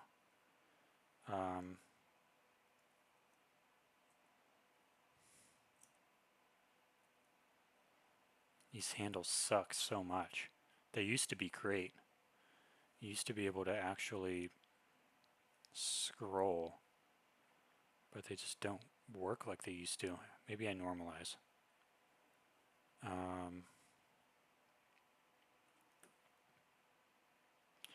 These handles are just not useful for what they used to be. Here we go. That started to kind of work.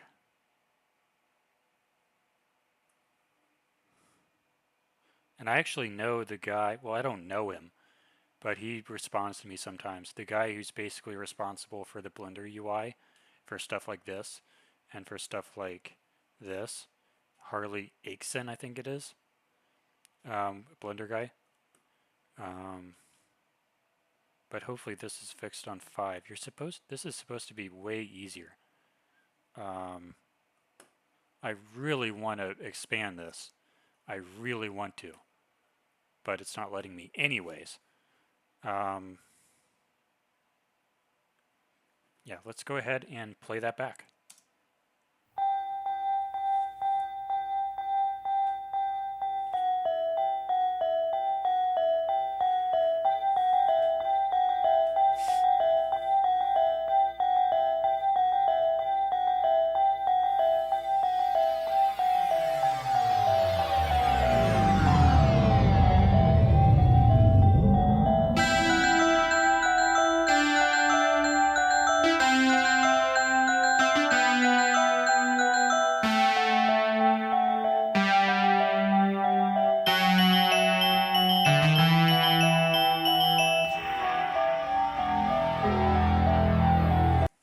All right, so that's what we have tonight.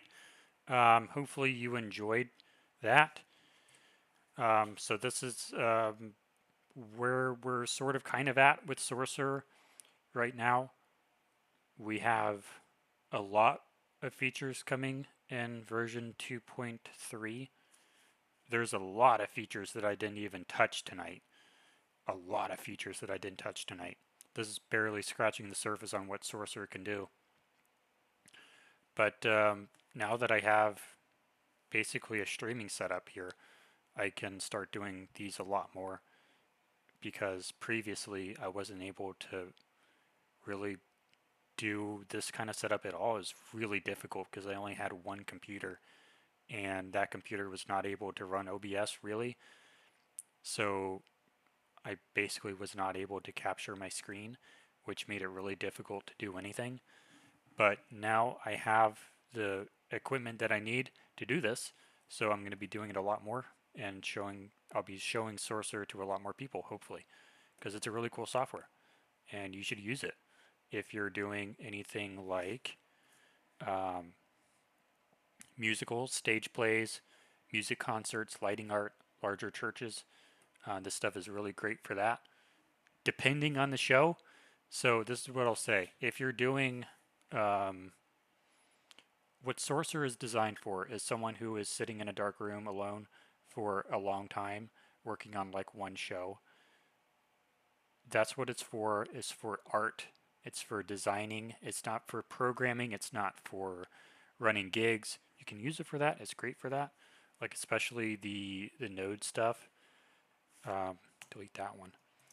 This node editor is really great for just controlling stuff. So like I can make this be A4, Shift D, make this be B1. The nodes are great for really any workflow at all.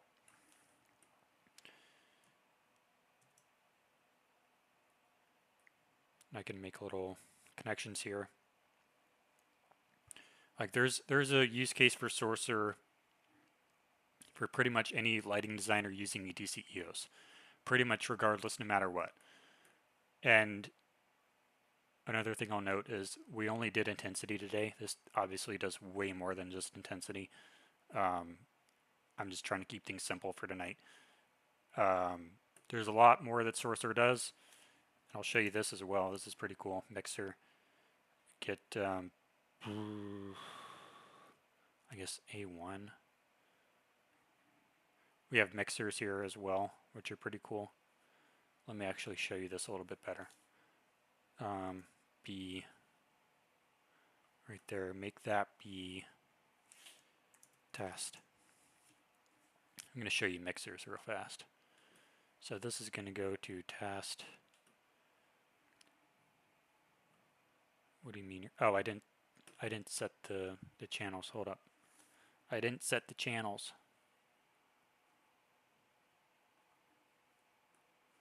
Now it'll work. So this is a mixer. Actually ghost out real fast. Boop. This is a mixer. You can do cool stuff with it. I don't have color turned on right now because that's not a color fixture. But you can do color, you can do pan tilt, you can do zoom, and you can do iris on these mixers. And you can animate the mixers as well. And there's also direct selects. These are pretty cool. If you're okay, when you go to the splash for this software, it says, "Today I'm just a baby, but one day I'll grow big and strong." And then it says, "Warning: some features may not work in this beta version." Basically, this is not performance rated. This is design rated. At least once it has a general release, this is still beta.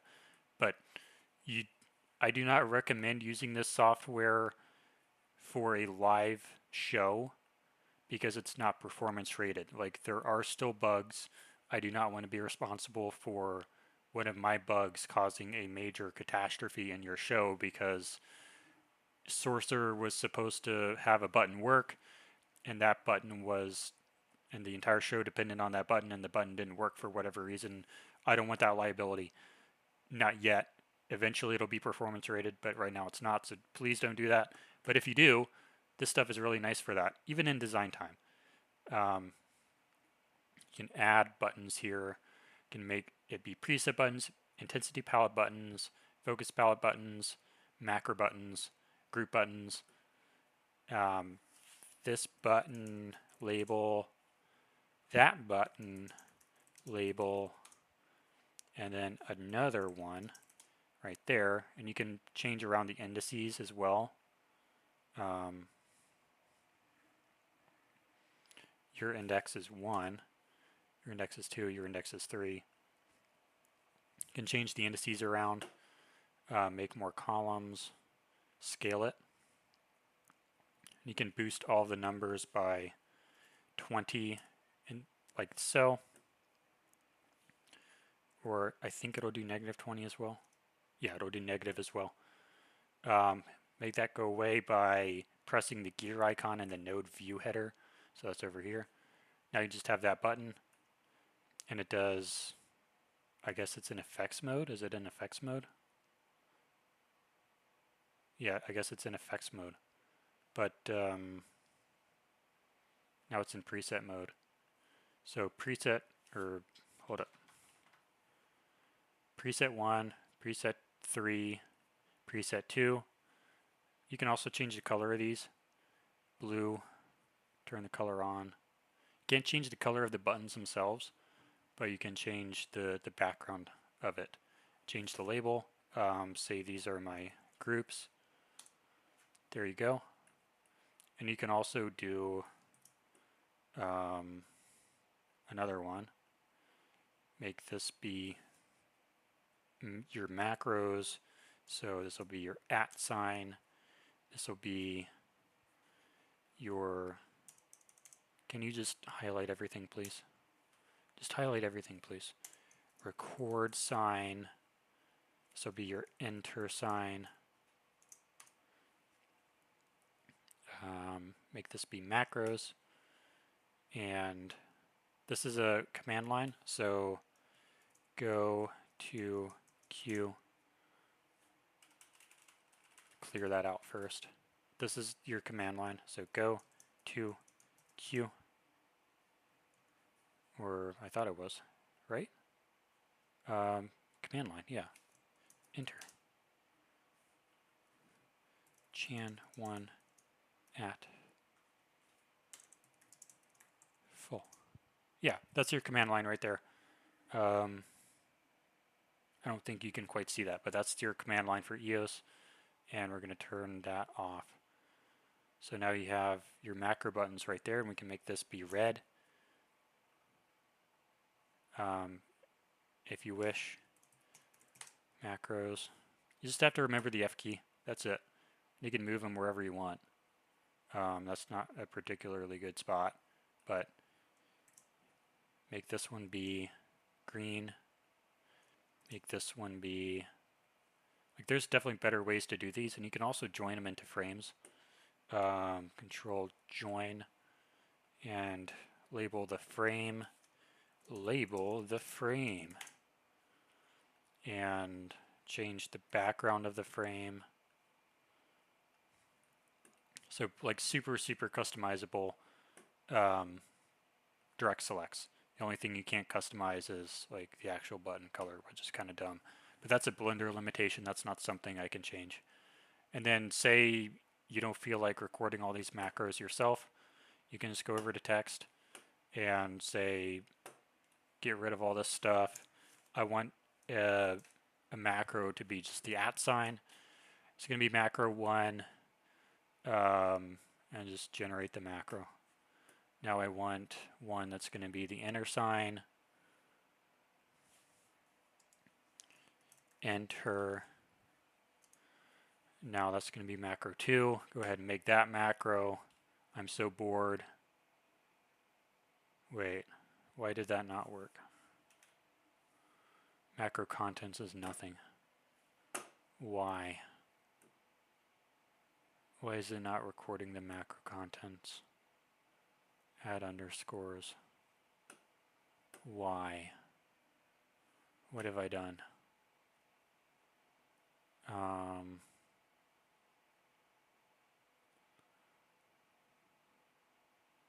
Why is it not working? I know this works. Chan1 @ full. Does that work?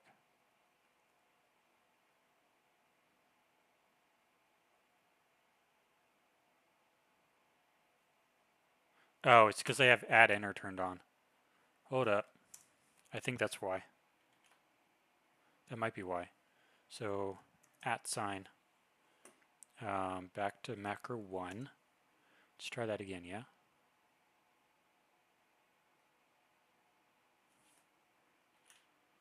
It's just not working.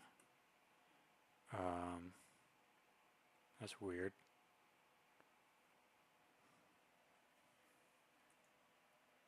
I don't know why that's not working. I know it works. Try that again.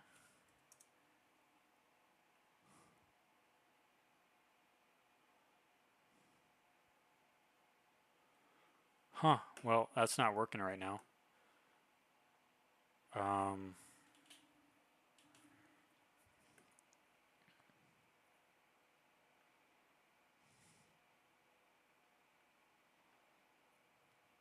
Well, I guess you get to see a little bit of the debug process here. I don't know why that's not working. It keeps saying macro 1 and then that.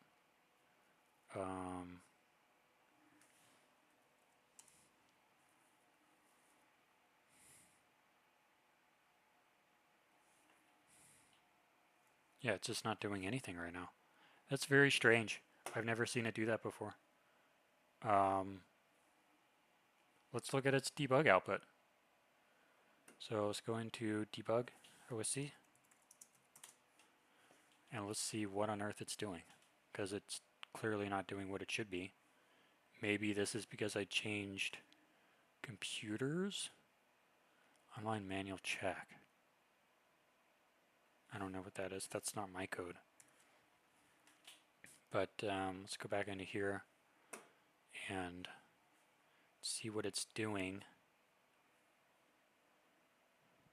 Macro.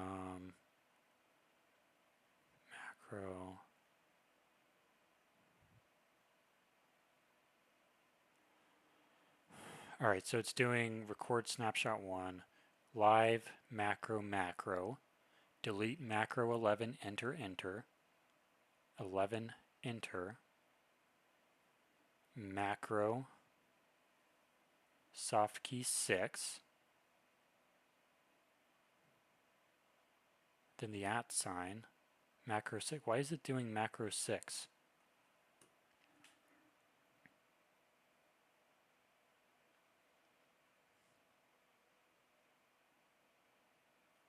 I don't know. It's very strange. I'll have to debug that later. I can't debug it right now. But that is very strange. It definitely should not be doing that. And I know I tested this. So anyways, most of the stuff works, but we're still in beta mode. So it will work once we have it in a general release. But we also have Q spacer right here. We have a Q switcher right here. This is actually really useful for some people who otherwise would not get into Sorcerer at all. We also have Alvis. So like this is for when you want to move cues around and expand them and like renumber them. EOS doesn't give you a lot of tools for that, at least in bulk. That's what this is for. Then we also have a stage manager for basically calling a show like a rocket launch director. So this one's pretty cool. All crew, go, no, go, pull for show start, beginning with fly. Fly is go. Sound is go. Lights is go. Projections is go. Show support is go. Backstage manager, no outstanding tasks. House manager, proceed with show start. And then go for show start. Crew set the theater to underway configuration to hold, announce, hold. T-minus 2 minutes. House manager, please close house doors. All crew, please maintain a sterile theater. Now, status check, starting with backstage manager. Initial cast in place. Stage and underway configuration. Control booth and underway configuration. Continuing with show start. T-minus 10, 8, 7, 6, 10, 9, 8, 7, 6, 5, 4, 3, 2, 1. Renegade is in startup, underway. So that's, and this also has OSC that it can send. I think this one has it. This one might not have it. This one doesn't have it.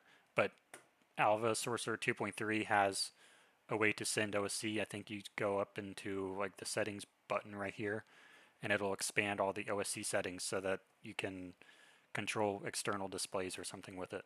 But that's pretty cool. You can also send custom messages if there's like a rigging anomaly, a sound anomaly, lighting, projection, show support anomaly, medical anomaly, police anomaly, missing person, weather, shelter in place, emergency, fire, evacuate, fire curtain, bomb, cast deviation if somehow that happens, crew deviation, audience deviation. You can like program this to send custom messages to the people in the back of the theater, and for you to know what to do if you're a stage manager and you want to just have a button you can press in case of any of these emergencies, and it just tells you what to do and tells everyone else what to do. And it's all pre-programmed.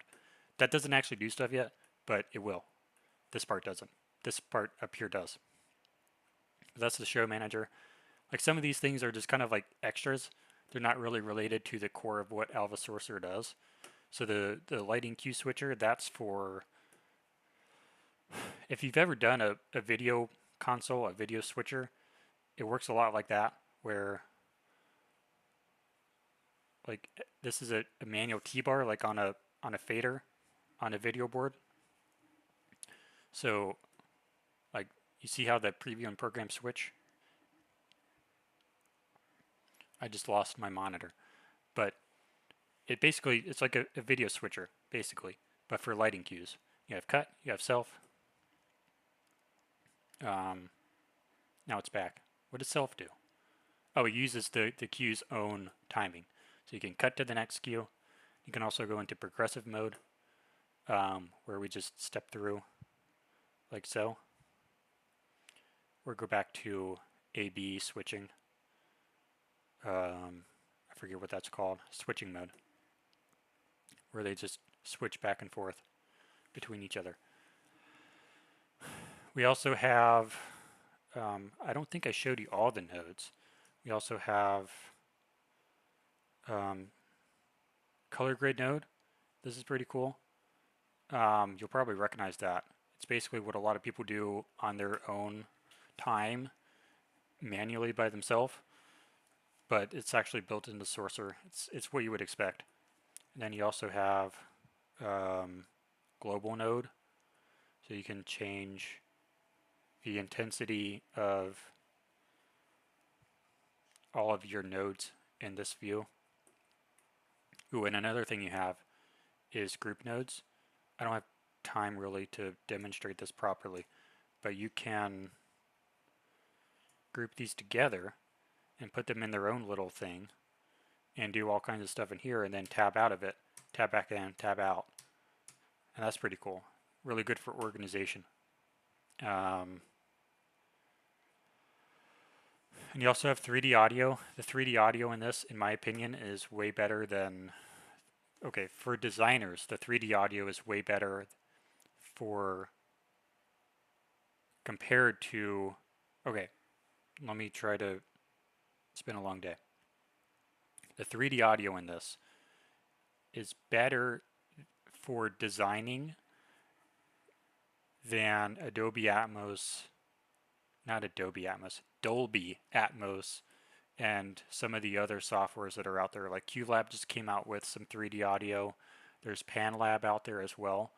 But in my opinion, this is by far the best for design work. Like if you're just thinking about it as an artist. So I can just add my speaker here. I can Shift D that, grab X, Shift D, grab X.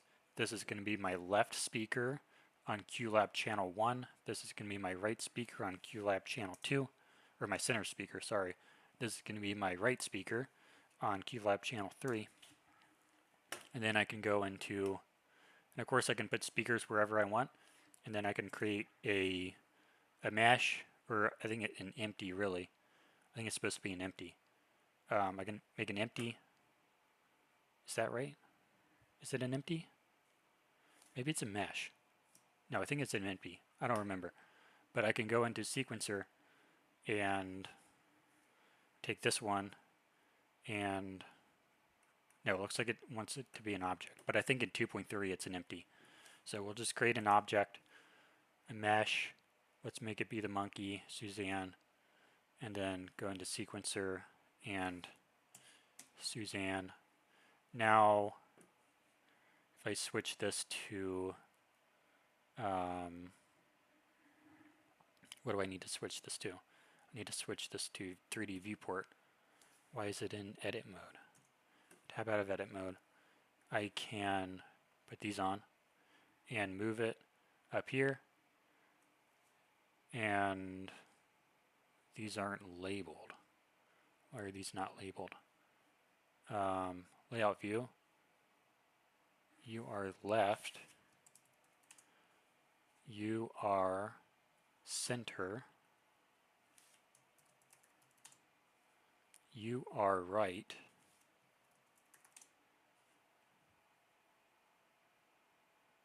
Okay. Yeah, and then we're going to go back into here.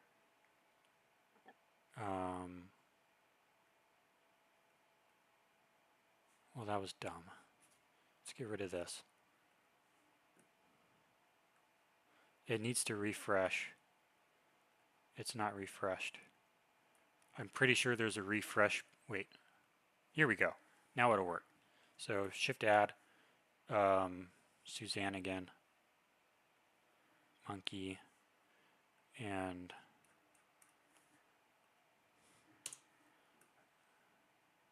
no, I wanted Suzanne. Suzanne, this one I guess. Now it works. Okay. And we can like move these to the sides. Move this to the side. And pan this around. So now it's on the left. Now it's on the center. Now it's on the right. Or now it's on the right. Yeah, so, and of course this works in 3D as well. So like if I were to add another one, Shift D, grab on the Y over here. This is going to be like the front speaker or something. Where is it here? It's so annoying. Say this is a front speaker. You can put these wherever you want. Back into sequencer.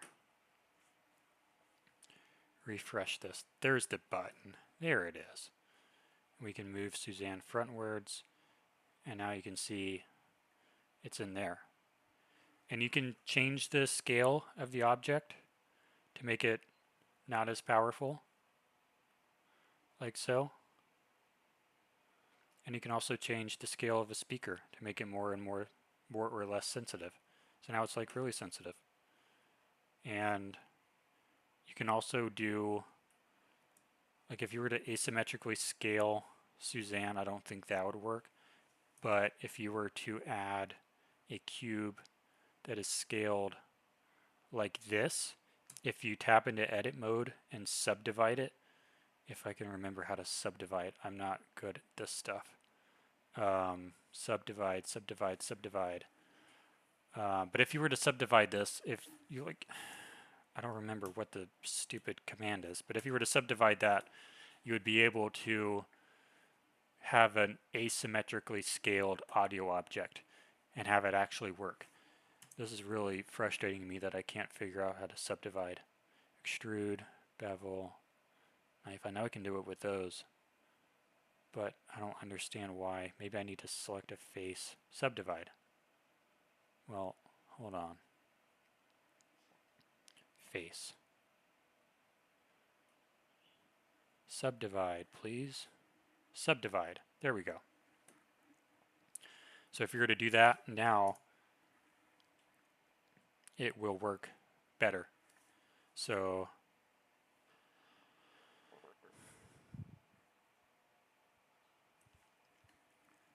I need to change this to be that, what is it, cube?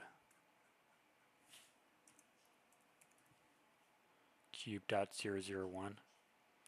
Now this thing should,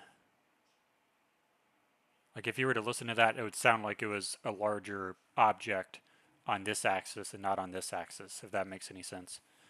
So, and you can also like move, and this is all keyframeable. You can put it on motion paths as well, and it'll all work. It's all keyframeable. So like if I were to keyframe that on this frame and then move, okay, well it just crashed. So I guess that's a good time to be done for tonight. I don't think that was my code, but I will take that as a hint that it's a good time to close out for tonight. Let's see how much we lost. Looks like we lost all that. All right, whatever. Recover autosave. 36. Oh, we didn't lose all of it. Cool. But I had keyframed this and then went over here, and now I want to keyframe it over here and keyframe.